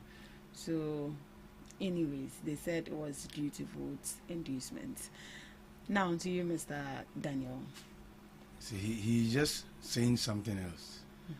But I'll tell you as a fact, and being an indigene from that very area, yes, it's an NDC zone, but there is no way, read my lips, there is no way the MPP can win that election.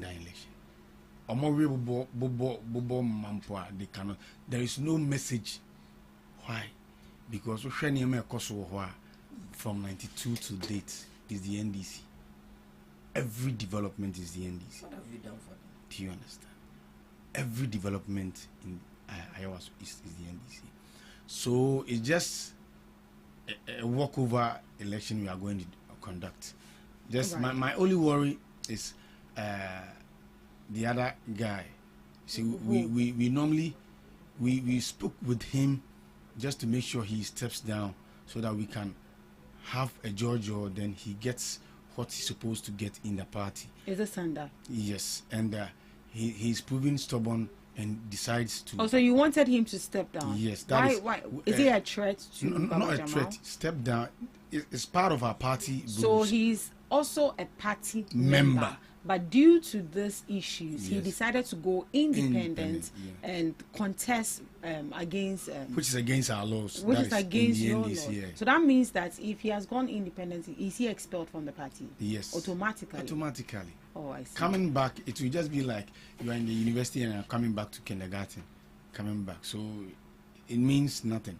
Basically, he needs to step down, come on the platforms, just apologize, say something to the crowd, and that's it. After the election, we sit down, we judge, or then you get what you're supposed to get as a politician. So what happens if he doesn't win?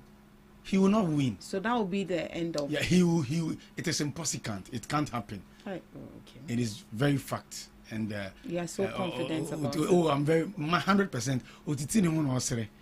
Look, is the 100% something that I'm telling you? Right. This is just a walkover in Nima. So what do you think that the people of Ayawaso East will look on and say that, okay, we gave these people the mandate and they did extremely well, so why don't we give them another chance to also come and, take over our constituency? What would they look on?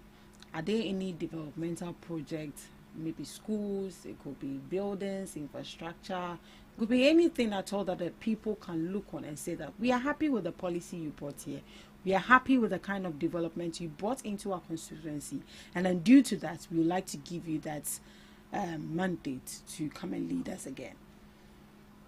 One is the schools around. The schools two, around. Yes. Two, Nima and Mamobi has a whole lot of gutter. That is why I say drainage issues. Drainage issues. And they have, let's say, sanitation issues and a lot more. And since 92 to date, if you go there, you cannot even point one infrastructure from the other side. You cannot even have it's a 0% there. Anything in Ayawaso East is from the NDC. So I think they will not think twice when going to the polls today. Do you understand? So it's just a walkover. So I just pity the MPP. They should try and be in opposition for some time, let's say 35 years, 40 years. Then after learning most of the things that the NDC will do in power, maybe, someday, sometime they'll come back. But for now, as it stands now, the NDC in power, the NDC is moving Ghana forward. The NDC is ready to make sure things will be in place. We can cross-check across the globe market. All our indicators are right. Inflation, everything is moving on right. So I don't think this is the time for us to think about even the MPP. I don't know why they are coming for this contest. I don't even know. I can't even think far because Baoba contest we are better. Right. Just declare some noise for the NDC, then we do the good work for the people in Iowa. So that's it. Right. In your opinion, would you say that the NPP is doing well in opposition? Are they keeping the government on its toes? I call Mokakra because why am I saying this? Nema, they need to come and talk about me. They came as a ceremonial student via co-graduation. They came just with this flyer. No, it is very pathetic. Young MPP, they don't learn. They don't learn at all. Instead of them to bring tangible reasons, they just brought the cocoa, and we and them and the whole world knows that cocoa issues is not from Ghana. It's a global situation. Even there is a typical example in the Côte d'Ivoire now. What are they are pricing now? Do you understand? So they should stop this. Let me use this word. This wayward agenda. They will come to Parliament and be deceiving Ghanaians. At the end of the day, they go to back door and come and beg. Do you understand? So the MPP must be serious. If they want, even they really want to be in a position, they must be serious. And that's a party for Kawabe. They are not serious. Right. So for the Ayawaso East by-election happening today, may the best man win, and we are wishing that we have a very peaceful election, vowed of violence and chaos and destruction. We don't want to hear that someone has been butchered, someone has been beaten, so on and so forth. We are expecting that you go vote, come back home, and when it's time for them to count, you stay calm, you go there, you go and witness it if you want to, but if you don't want to, please stay in your house and know how you relate or know how you talk to people at this period, because tempers are really high, and whatever the result or the outcome is, make sure that you take it in good faith. We are wishing them all the best. May the best man win. Right, so at this juncture, we are going to dive straight into the main topic for discussion. So for our first topic, minority to introduce PFM amendment bill to strengthen physical discipline, and this was championed by Kojo Opon Nkrumah. So the minority in Parliament is preparing to introduce the Public Financial Management Amendment Bill 2026, which is aimed at tightening physical discipline and improving accountability in government spending. The private members' bill seeks to amend the existing Public Financial Management Act to ensure that public funds are spent strictly in line with national development priorities approved by the National Development Planning Commission, NDPC. Speaking at a stakeholder engagement, Kojo Oponkoma, ranking member on Parliament's Economy and Development Committee, explained that the amendment will prevent the finance minister from releasing funds for projects that are not captured in the approved national development framework. In simple terms, it means that ministries, departments, and agencies, metropolitan, municipal, and district assemblies will not receive funding for projects that are not properly included and certified under the NDPC's development plan. According to him, the aim is to stop unplanned and discretionary spending that falls outside Ghana's strategic development agenda. So this is what they are bringing on board. They are bringing a bill, an amendments bill to strengthen Ghana's fiscal discipline. If it is not a priority, if it's not captured in the national budget, there's no way you will be given that mandate to release any money or whatsoever. This is from the minority. Ms. Ake, why are you bringing this bill now? Because I think you should clap for the offense you will be cracking. In fact, you see, every time you sleep and wake up and you get a new idea about the vision of the country, it is important that you air it out. But why didn't this idea come up during your tenure? Every day is a learning process, and as a human being, the biane nyankopon a drop it and so no they problem. Brought it on table before. And no they never. This is not the first time. And so your amendment, this is already there, as Riley said, at 20, at 921, 2016. Financial management, what it's already there, but he is seeking that let's twist it a little way so that we may take away that aspect of project we but that project does not reflect the priorities of the people. It is not reflecting the national development plan, what have you understand. So what the member of parliament for Fonsa will be saying is that once you want to undertake a project, the minister MMDC, what have you want to undertake a project, that project should first seek to prioritize. It should be a priority of the needs of the people, and then it should be captured in the national development plan, so that we know that what you want to do, a idea a idea at that point in time before we release funds for you.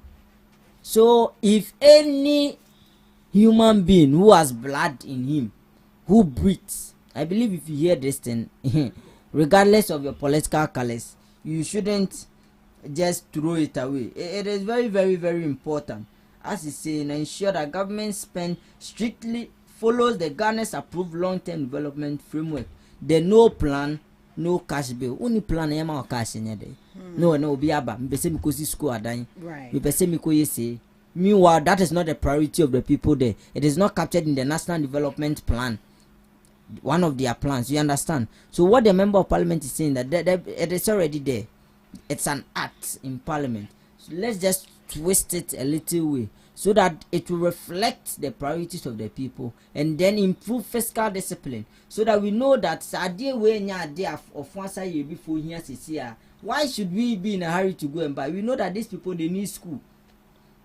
School is captured in the national development plan. It is part of one of their plans. So we push, and then funds is released for that, rather than going to buy this.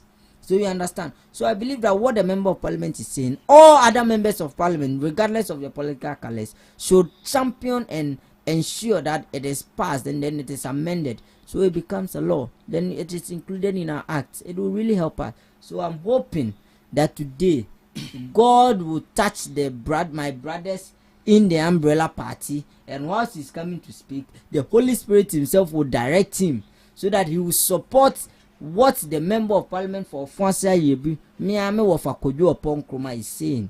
It is very important. It is very important. Yeah. Right. But this is not the first time this bill is coming up. They brought it up before. You see, every bill has been brought up before, but the content, you see, we are looking at, as I'm telling you, it is already there in Parliament. Yes, Act 91, so does that mean that he is looking at an amendment? Okay, so does that mean that the one we already have is weak? Yes, it is already there, which is, as it is actually here, the Public Financial Management Bill 2016. It's already in Parliament, but he's saying that once the bill is already there, day in day out, are doing for Banipa team. Why don't let us twist it this way, so that before we can give you any contract to undertake as a minister, as MMDC, it should capture or reflect in the National Development Plan. Right. You understand? So that is his amendment he's seeking. We have. It is already the every time no more yenimpono and more between say let's include this part, this clause, it will help. But as time goes, so that I'm saying every day is a learning process and ideas drops in the minds of the people. So he has proposed this amendment with regards to this aspect. Say, let's include this and this in there. So it could be that it has already been introduced, but not this amendment. It may be another amendment. Right. You understand me? And in it too, he mentioned that if it is not a priority, there's no way they are going to release funds for you to make sure that maybe that particular thing is sorted. So what if is a case of emergency? An example. A case of emergency is a priority. Okay, right. Mr. Daniel. Of once I me, see, I always want us to build Ghana, not a particular political party. I don't even want to talk about that MP. We were in this country. He came on a podium, on a platform, told Ghanaians that they've gone for $4 million instead of somebody gave 1.6 billion. Let me explain.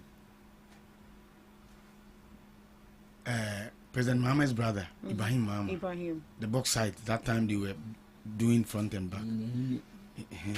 And he told then the MPP in power, he told them that, no, this is what I have. I want to give you people 1.6 billion US dollars. Kojo Nkrumah came to the platforms and told all Ghanaians that they've gone to China and Chinese people have given Ghana $400 million. That's your money in same man. Roads all Ghana will be fixed. If you quite remember. I don't take that man serious. At the end of the day, after vivid investigation, we realized that Ibrahim Mama went in to bargain with them 1.6 billion dollars. You can do your checks and see he got a gas to come and stand in front of Ghanaians and lie to us. How can you take this man serious? Do your checks well. Do you understand? What he's saying is on point. I understand. But if you quite remember, we did the same thing when we were in position. He was then in power. They denied it. Go do your checks and go. So don't play an ostrich today, then tomorrow you come as if you are Jesus Christ. What he's saying is on point, but he should be mute. He should not be talking, even talking. Do you understand? But if it's on point, don't you think your opposition? We said the same thing. Am I right? Say the people have said no. Power trees can't say what's tare now presenting in nicely among Ghanaians. But I want Ghanaians to understand, say, this is the Kojo Nkrumah. I want people to understand, say not say. So we shouldn't take him serious because power now, he will change. But we in the NDC, we are ready to make sure things are transparent. And during a campaign time, we told Ghanaians, Ghana need reset. And we can quite see what is going on. We are resetting everything. So fine, we thank him. But we in the NDC, we will do the needful. Then we will make sure things are done right. We won't go and be giving money to anybody. Look at the cathedral. No parliament approval. So many things. Why you ask that is why Honorable Kojo Opon Kroma is doing this thing, and he really know Bonnie Omedi Ghana. So he thinks Maminya we in opposition so that you better say if the MPP comes they will do better. It is a lie. Adanko or Tembi or that way. Right. Mr. Enoch, how are we going to ensure that this particular bill is going to be sustained? Because we don't want a case whereby you bring such a brilliant bill whilst you're in opposition, and then when you come into power, you take it off because you'll be given maybe an excuse or something just for the bill to go in your favor. I've actually not read too much of the bill, but I think one aspect that should be included, one of the clauses, when you violate it, you should face the law. Right. Once you undertake a project that does not capture what the National Development Plan has, you should face the law. As simple as that. Nobody should be allowed, because you see, Ghana is Umrah. That is one thing that will make it strengthen. But if I don't pass it through anywhere and then I still receive my cash and no one does anything to me, tomorrow another MMDC will do that. Tomorrow another minister will do. But once you violate and you find out that you are building a school, but it's not captured in the National Development Commission, their plan, you should come and explain in front of the laws of the land to us. Right. So incriminate them. That will make that is the only way to strengthen it, and that will be the only way to deter others from doing it. Right. Is this in a way going to slow projects? No, it will rather give opportunity to stalled projects that have been started and have not been completed, and that kind of thing now no, right now when you are bringing your project, you know that no, it should capture what the National Development Plan has for that constituency, that district. So unim say school are dying doors or a big cry go school kolantimua. Now the school are dying project, but because of contract you be scared. You rather want to bring what will be approved early for you. So I believe it will help, and it will fasten projects that have been stored in constituency, in district. You see cheap compound, you just see hospital, but you see, that is what I'm saying. If I think we should get time and read it thoroughly, this amendment. It is very, very good. With the little I've read, you see, one thing you cannot take away from him, you're brilliant. He knows stuffs. When it comes to economy, he is there. When it comes to national affairs, you get him there. That is one thing you cannot take away from Kojo Oponko. If you get close to him, you understand. He's very, very in-depth when it comes to financial issues and the economy. Or sounds a lawyer about constitution, so he will get you there. So I believe that we should all take our political lenses out and then let's all agree. And I'm hoping the majority will agree with him. So that it is very simple. The whole amendment is no plan, no cash. Right. No plan, no cash. That is the simple explanation. Only plan it's not a priority. No. I honestly wish this was implemented in the previous administration, because in my opinion, I feel like the cathedral wasn't a priority, but they allocated money to that. Without even parliament approval. Yeah, without parliament approval. We in the NDC, we believe in everything good, and we believe in a typical democracy world. So we do agree with anything that they bring on board, and we will make sure, and with President Mama, he's ready to make sure his appointees work very transparent, so that in the nutshell and in the end, we can pinpoint and say and be bold and say we and and during these 4 years, we'll make sure Ghana will be a better place when it comes to financial issues, when it comes to going to the market, bringing things through and flow in the market. We'll make sure things will be done the right way, not the other way. So waiting to amend whatever But our appointees so will you do the right admit thing. it's actually a good Yeah, it's a deal. good thing, but our It's a appointees good one. are on the right path. We won't give monies to those who do not deem to use the money, and we won't just do things like what the NPP came to do. So as time goes on, fine, the bill will be read, they will do whatever they want to do, but anything that goes on now will be very transparent. Right. That one is rest assured. Right. Do you think that this in a way is going to improve proper checks and accountability or proper supervision when it comes to how monies are being allocated to developmental projects or infrastructure? Right now, if you quite check the way President John Dramani Mahama is doing it, let's say to the assemblies, the money goes direct to the MDC for them to just create a committee, then talks about it. What is the municipality? What is first and first? The needs of the people first. Then they will dialogue and make sure the monies are going to the right things to be done. It's not just like before, even with the school feeding, the money will just go to somewhere, and later on, I was witness to it. See, you give a kid rice, yellow rice with oil, no meat, no fish, nothing, and they will bring a bulky budget for government to pay. So this time around, the NDC has come to stay, and the NDC has reset everything.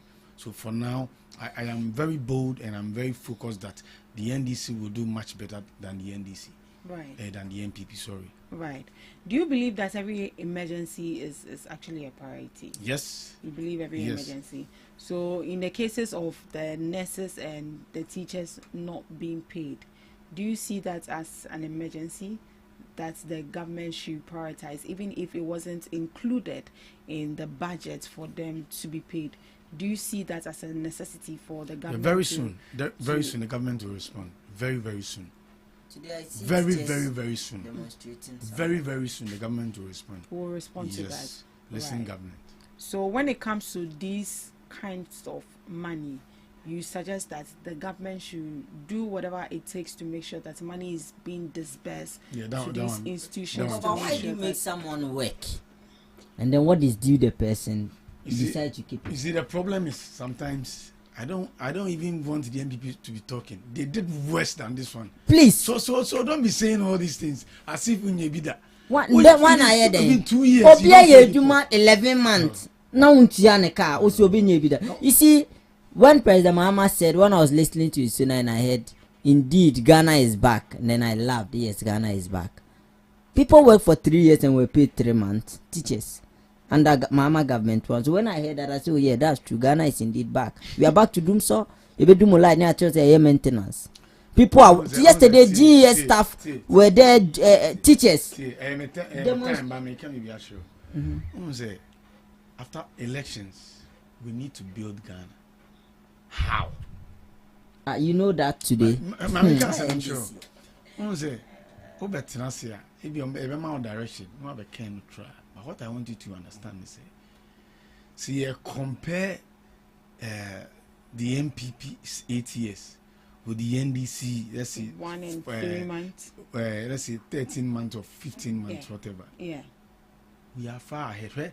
Even your own people are saying this, that the air cost in Impono, is a miracle. What have you done?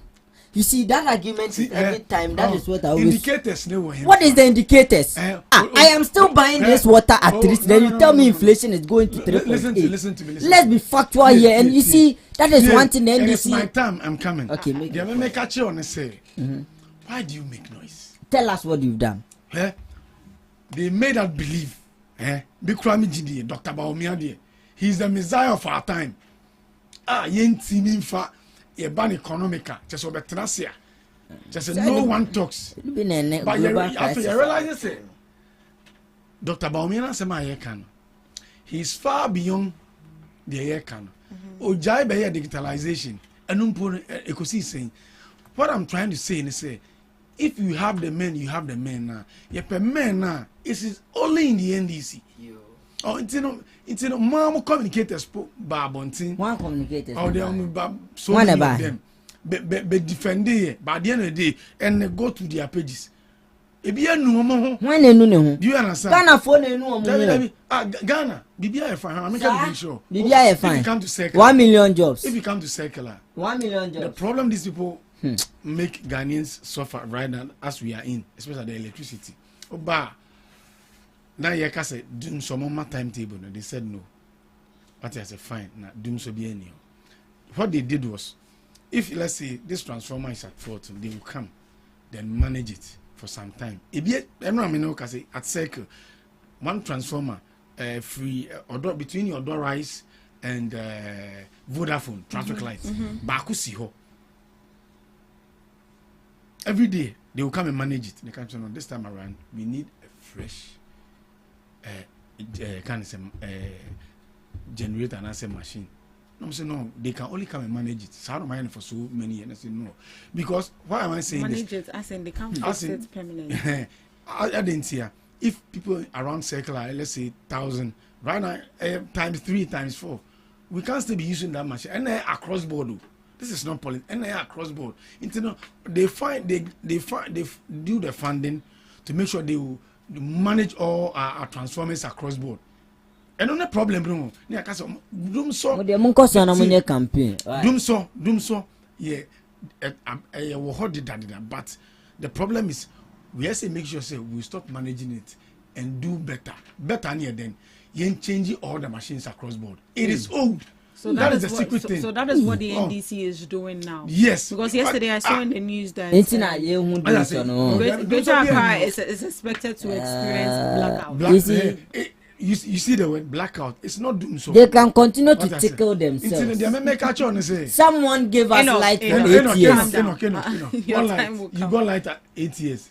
And they need any chroma. Now the President Kufuor amount electricity. President Kufuor, even the school, my school in Accra, Mama, the school was open, no light, no textbooks, no textbook, nothing, no electricity. You guys, but no. Where Accra, Mama SHS, Google, phone and Google, how it was open. But it was open. Google. Obi by no baby. I was a former assembly member there. Who said it was open? Champion. I'm telling you on radio. I'm telling you, President Mama is here to be open. Also, Mama here because I know no see here. Go Google and check. Do you understand? Until the young can crunch Ghana for you check with your phone. What I say until Niparoba be yebi, which we all understand. Thank you. But don't say as if or you Jesus Christ. Do you understand my point? When it comes to electricity in this country, we are not managing electricity well. Young kind of crane, say about 8 years. You're managing here, and you experience what is going on, which is a fact. So, as all the politics there, we can go on that tangent. What I say, but you kind of credit there. Oh, that be a kind of credit there. Man, you my power. Even put the opposition, the second largest opposition party in Ghana, and Chakra, Mbako back. CVP Babel, found pussy. Yo, Enoch. Now, yes, please. What I'm saying is that this is the same blame game, and I be doing now. You see how they are struggling with what Akosi will become, how to liaise it with. You see how they me see. As from yesterday to today, go to any news card you see that has any NDC person saying that global crisis, be a Middle East war, Ghanaian are likely to see it effect in the Mahamankasa KB and I'm sure to be a comment section now. You see, that is the same thing they were doing in opposition. Everything they had an issue. They politicized everything in this country. NDC. And then Obima light 8 years. Waba now will face you challenges. I will say President Kufuor don't na buy na no more retirement no. And no man manage the situation here and then move face. It's a banter and no normal light. So you see, sometimes let's not do politics with things too much. And also saying say the whole President Kufuor those 8 years and your 12 was a 30 months, your 30 months is far better than the 8 years. It's a disrespect to the Ghanaian people and President Kufuor. President Kufuor in his first year as president rolled out his major free SHS policy. What made a 24-hour economy? What in here? Oh, president, say, Mamin come as semi. Mamin come as semi. Yeah, they call parliament. I said, yes, oh, she said, Mamin come as semi. Where are we free SHS? Again, and found President Akufo-Addo road. Today, the no stress free policy is rather stressing the students instead of it giving them. Now you are telling them that they should go and find money to pay the fees. Then later they will do some application and you reimburse it for them. Nipa no will scan for the far forms. What send a boss will be to you and no far forms. You are saying the students should pass through a stress. So now it is a post-stress free policy. You are rather stressing the student more. But today, your president in Isona told us that he has shared 720 beds to how many people? 13,000 people. Do the calculation and see. I'm not saying it. You didn't hear it. Then I say,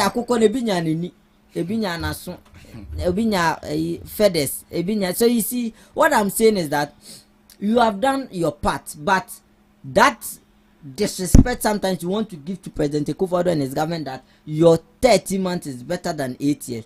Do you know what it takes to manage an economy for 8 years? An economy plunged by global crisis. In fact, 2, COVID-19 and Russia-Ukraine war, where you politicized it and told Ghanaians that President Akufo-Addo and his government are lying and that they should not blame whatever is happening to Ghana to global crisis, but it is as a result of their incompetence. You want to use your 13 months to tell us that what? Please, they should give us a break.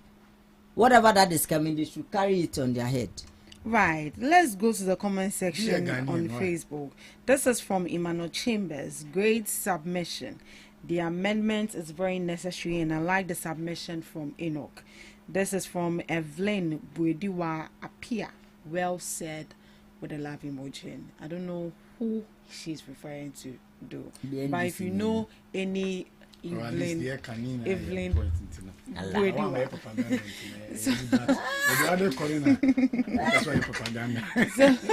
so your final thoughts on this particular topic of the amendment of this particular bill, you agree that it's a good bill, they should bring it in fact, the NDC should stand up and clap for the member of parliament of Francois Yerebi future or a solid. Right. We are just hoping that, as you mentioned, we are hoping that some name has come in my head that he will not oppose it. Mr. Opposer, this one, sit down and analyze it. What's his name? I know him, Mr. Re-registration of SIM card. But people did the same thing. Jata, who is now a pussycat. They did the same thing. How is he a pussycat? Not only the Jata, I don't need pussycat. We did the same. They did the same thing. Or we presented the same thing and you rejected it. And they rejected it. What's right? Right. From your submission, you mentioned that it's a good one. Yeah. It's a good bill, good addition they are bringing on board. And the issue is how they are going to sustain it to make sure that if another political party comes into power, if my party comes, they are not going to go against it. No. If anybody goes against it or violates that particular bill, that person should be held responsible and brought to justice. Yes, that is what you said, Enoch. Yes. So they should make sure that they. I am telling you, if someone from my party is sponsoring that bill, do you think that you allow for someone to... I'm not saying that this is not the matter of you thinking, but they should make sure that if you brought it on board, you write it down today and see if MPP comes to power, someone who violated will go scot-free. Sure. Right. Let's move on. Now let's look at the conflict that is happening in the Middle East. The rising tension in the Middle East, its implication and global security. First off, Mr. Enoch, what do you know about this whole conflict? What do you think is driving it? And it is just as a result of, how do you call it, US and Israel wanting to do some one or two things in the Iran country. In fact, we've heard that by President Donald Trump himself has come out to say that the supreme leader, Ayatollah, has been killed. I'm still seeing another one that the person who has now taken charge as the supreme leader has also been killed. I don't know how true it is. that the second person has also been killed. But I mean, I don't have the confirmation. I think that's not been. But if it is true, I saw it. I think and the wife also. US should take their time. You see, when you see Iran, there are a section of people who are happy about the situation. Yes. But why are they happy? This is global issues.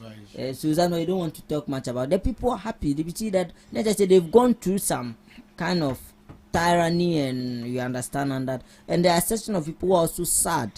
You understand. So what we are saying is that, you know, we do not agree to how do you call it, war, because as you see now, Dubai is should I say they were benefiting from a war they are not even interested in. Iran has gone to throw a missile at one of their airports, and they are killing people because Dubai is some kind of way aligned to the US. You understand? So I will plead that let's not lose lives because of this. Let's not lose life because, and let me come straight to Ghana. Ghana as a country is immune from external shocks. Again, says who? Ghana as a country is immune from external shocks. Says who? Yesterday, Ukraine was 8,000 kilometers away from Ghana. No bomb has been thrown to Ghana today. So if today Iran, this is simple mathematics. So if today Iran, which is 9,000 kilometers away from Ghana, is having a war or crisis, how should it affect Ghana? But if 8,000, simple math, any if 8,000, relationship I'm with these coming. people? If 8,000 did not affect Ghana, will 9,000 affect Ghana? And it told you that Ukraine war, COVID-19, everything did not have any impact. President Mahama himself said it is a bloody lie to blame your economic crisis on Russia-Ukraine war, March 2022. But he was on point. Go and check. Let me make my point. The National Communication Director of the NDC, Sami Jemfi, told us that no bomb from Ukraine or Russia landed in Ghana. So why does President Akufo-Addo and his government want to use that as a flimsy excuse as a result of their incompetence? The late Mutala, who has passed away, told us that nobody should blame the economic crisis on Russia-Ukraine war. In fact, I have a lot of receipts, and if you want, I can pull about 10 for you by the NDC. So, what has happened today? No. We are immune from external shocks. Nothing will happen to Ghana. NDC in opposition told us that. So why are they wanting to prep the minds of Ghanaians? Yesterday I heard President Mahama said something that Africa will not be exempted from the Middle East crisis. Middle East conflicts could hurt African economy. No. Then President Mahama was doing a mistake. He didn't know. He didn't read it well. Do your checks. No. Then President Mahama, they wrote it for him to come and read, because President Mahama, who told us in opposition that it's a bloody lie to blame economic crisis on Russia-Ukraine war, is today telling us this. No. There is not President Mahama. Somebody was reading it or saying it for him. So what I am saying is that every Ghanaian should be rest assured that NDC is in the affairs and managing or steering the affairs of this country. So there is no way whatever happening about 9,000 kilometers away from us and no bomb has been thrown here will affect our economy. No. Nobody will increase fuel. Our economy will not go in shambles. We will have a resilient economy and we will stand. In fact, fuel prices will even come down. CSOs, nobody should be worried, because it is the NDC who told you in opposition that President Akufo-Addo blame him for his incompetence and don't blame Russia-Ukraine war. Today they are in government. So you and I, we shouldn't be worried. We are immune from external shocks. So we should. No. We are immune from external. What President Mahama is saying, he was just saying something. We shouldn't fear. But on a real. I'm not being sarcastic. Don't say I'm being sarcastic. I am not. No, I am stating what is on fact. But on a real, is there any chance of this affecting us? Where do you get your oil from? So you get there. And when the heat starts coming, but I don't want to be in a situation to. We've heard from Copec, yeah. Yes. We've heard from Copec that we have about 6 weeks, over 6 weeks oil stored. And they also said that Tema Oil Refinery is also working. Mama said it is back. Tor is back. In his son. Yeah. So you people cry, why are you worried? Yeah, so we shouldn't be worried. No! Don't be worried. Your president has assured you that you are still worried. They should stop, you see, they should stop prepping the minds of Ghanaians that something is coming. Nothing will come. And that argument that they are making that we want to see the country fail, NDC should stop that. You did worse than this. I can pull thousands of screenshots on my phone, Facebook posts, Jifagunu, what have you, who made posts. In fact, very deadly posts about Russia-Ukraine war and the likes, wanting to see it happen so that the country fails. Today, you want to play emotional intelligence way. In fact, nothing will happen to our economy. We are strong. A resilient economy for that fact. Right. Mr. Daniel. See, these people are not ready to build Ghana. I want to make a serious announcement this morning that the MPP, Ghanaians should realize the MPP don't want the betterment of Ghana or the betterment of Ghanaians. So they should just write them off. What I want to tell Ghanaians this morning, one, is we all know that it is a global crisis. Why am I saying that? One, when it comes to fuel, major of them come from that part.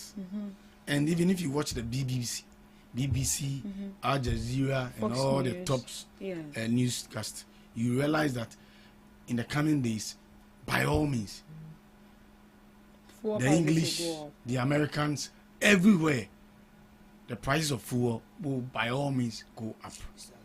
Do you understand?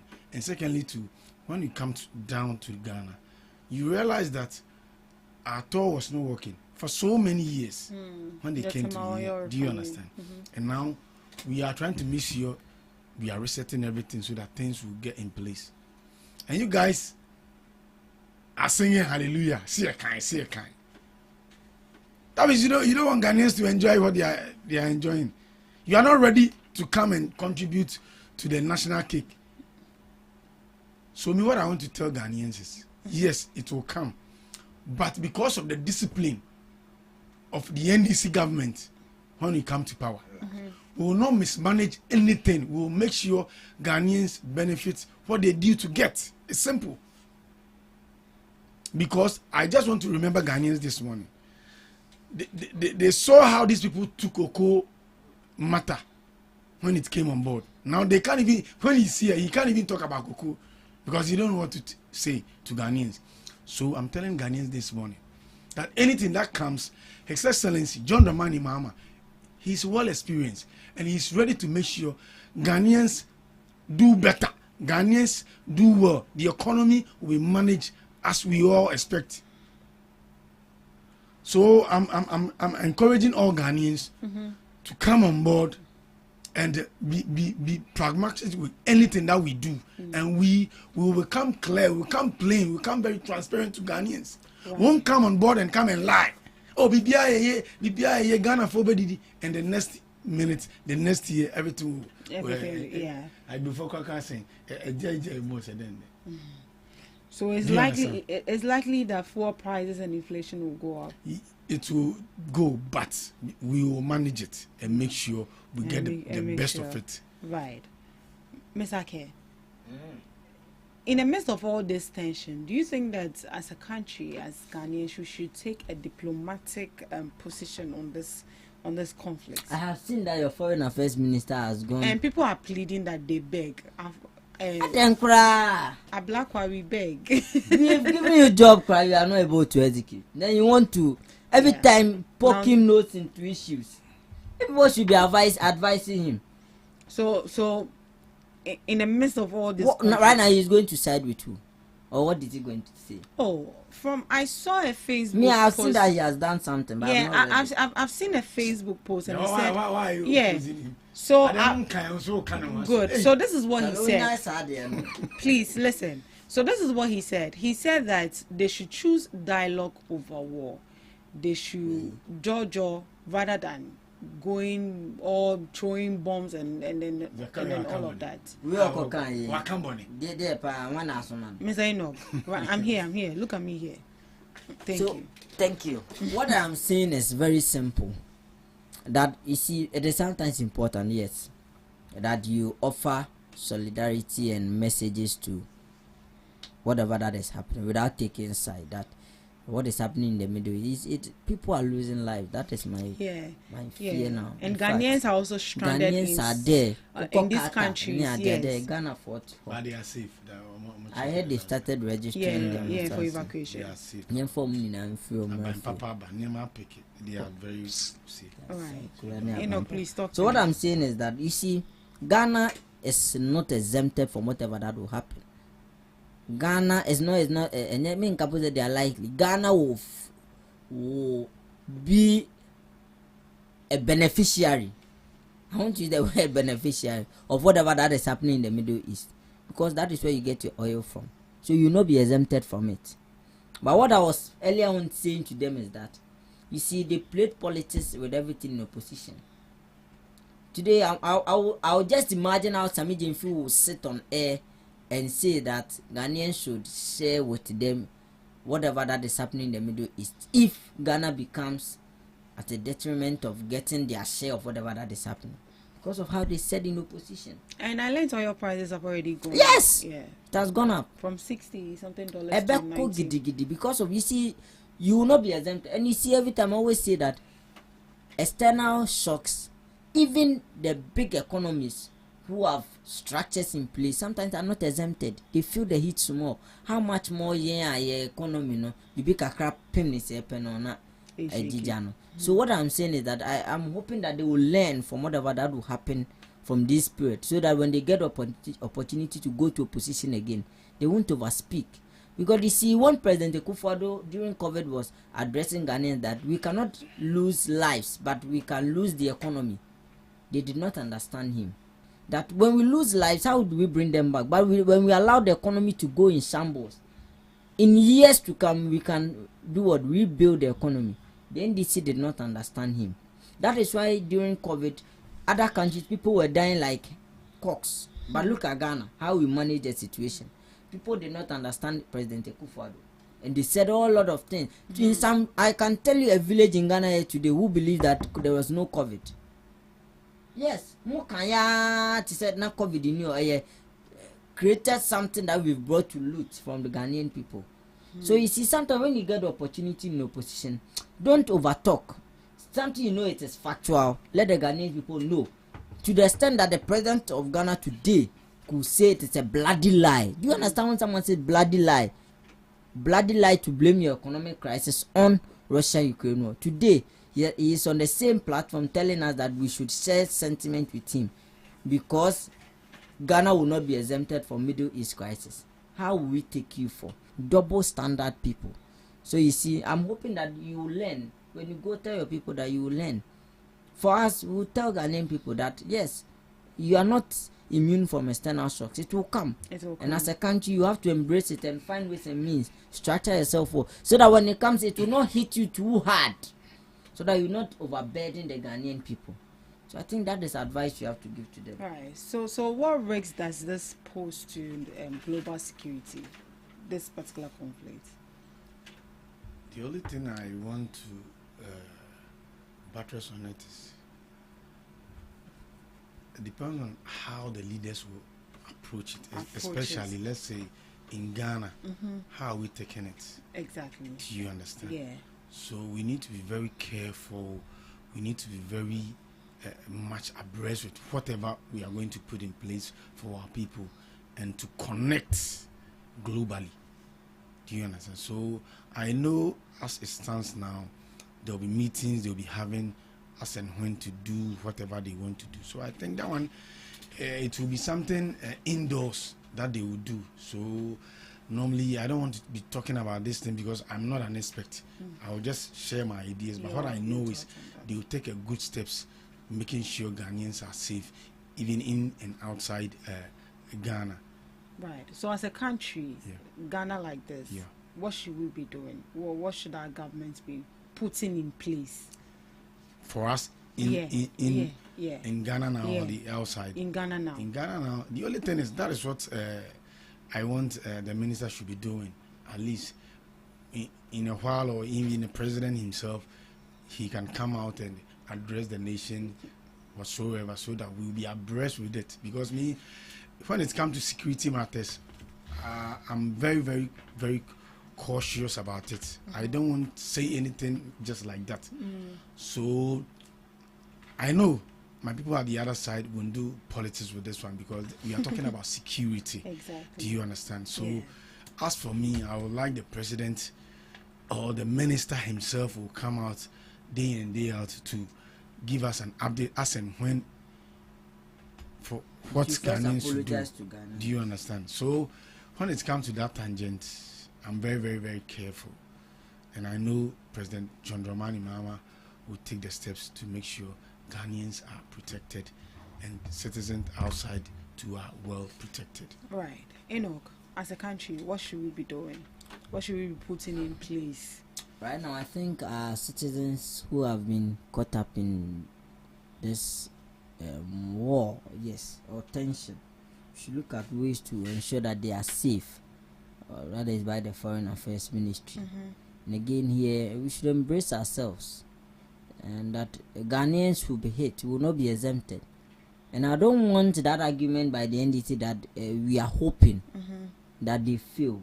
No, who hope that the President Akufo-Addo failed more than you people? You did that more than anybody.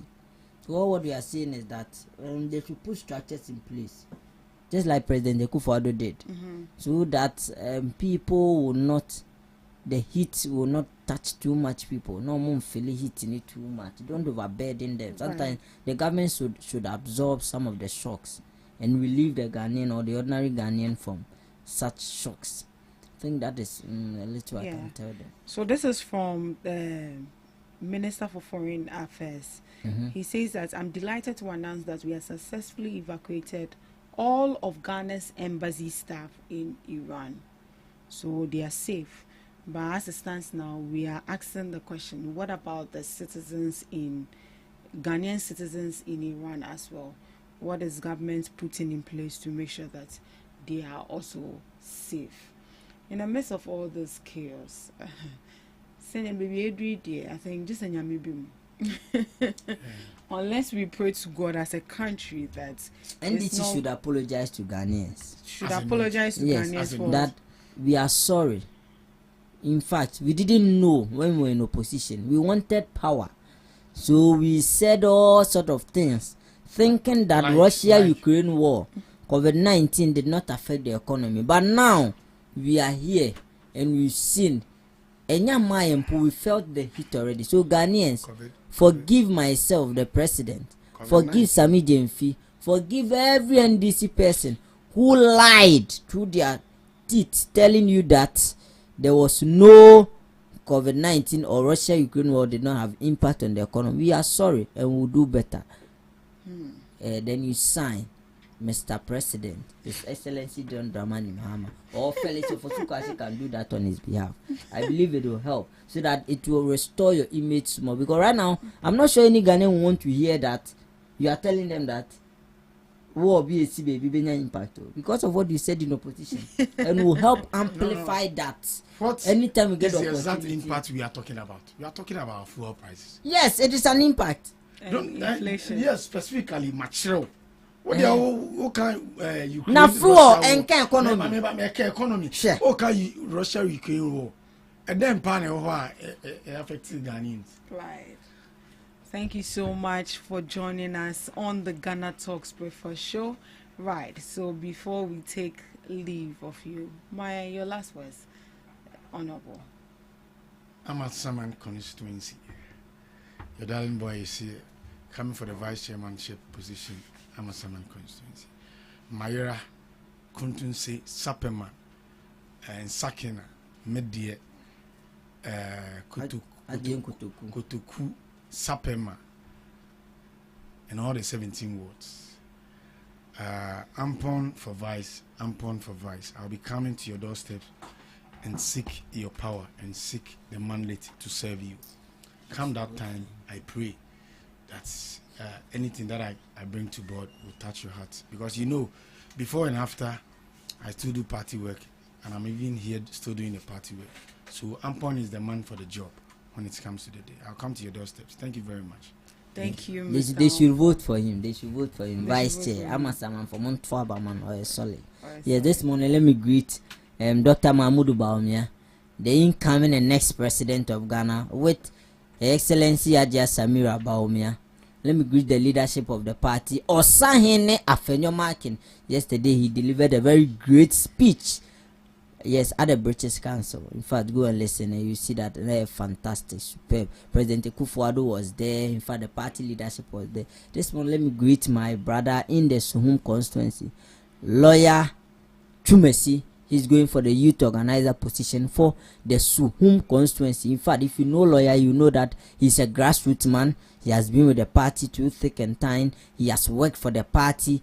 And I believe it is time that they give him the opportunity to lead the youth over there. So Suhum, let's not fail ourselves. Let's give Lawyer Chumesi the opportunity. All right. So let me greet everybody and your listeners and Ghana Talks for the opportunity as well. All right. Thank you so much for honoring our invitation as well, Mr. Enoch, and also Honorable Daniel Ampon. Right. We are wishing you all the best in your campaign, because I believe you are going to campaign for that position as well. We are wishing you all the best, and we hope that you win and bring, good policies and good development to your constituency. Thank you so much for joining us, and thank you to our online audience and online guests. Thank you for your comments. Thank you so much for joining us.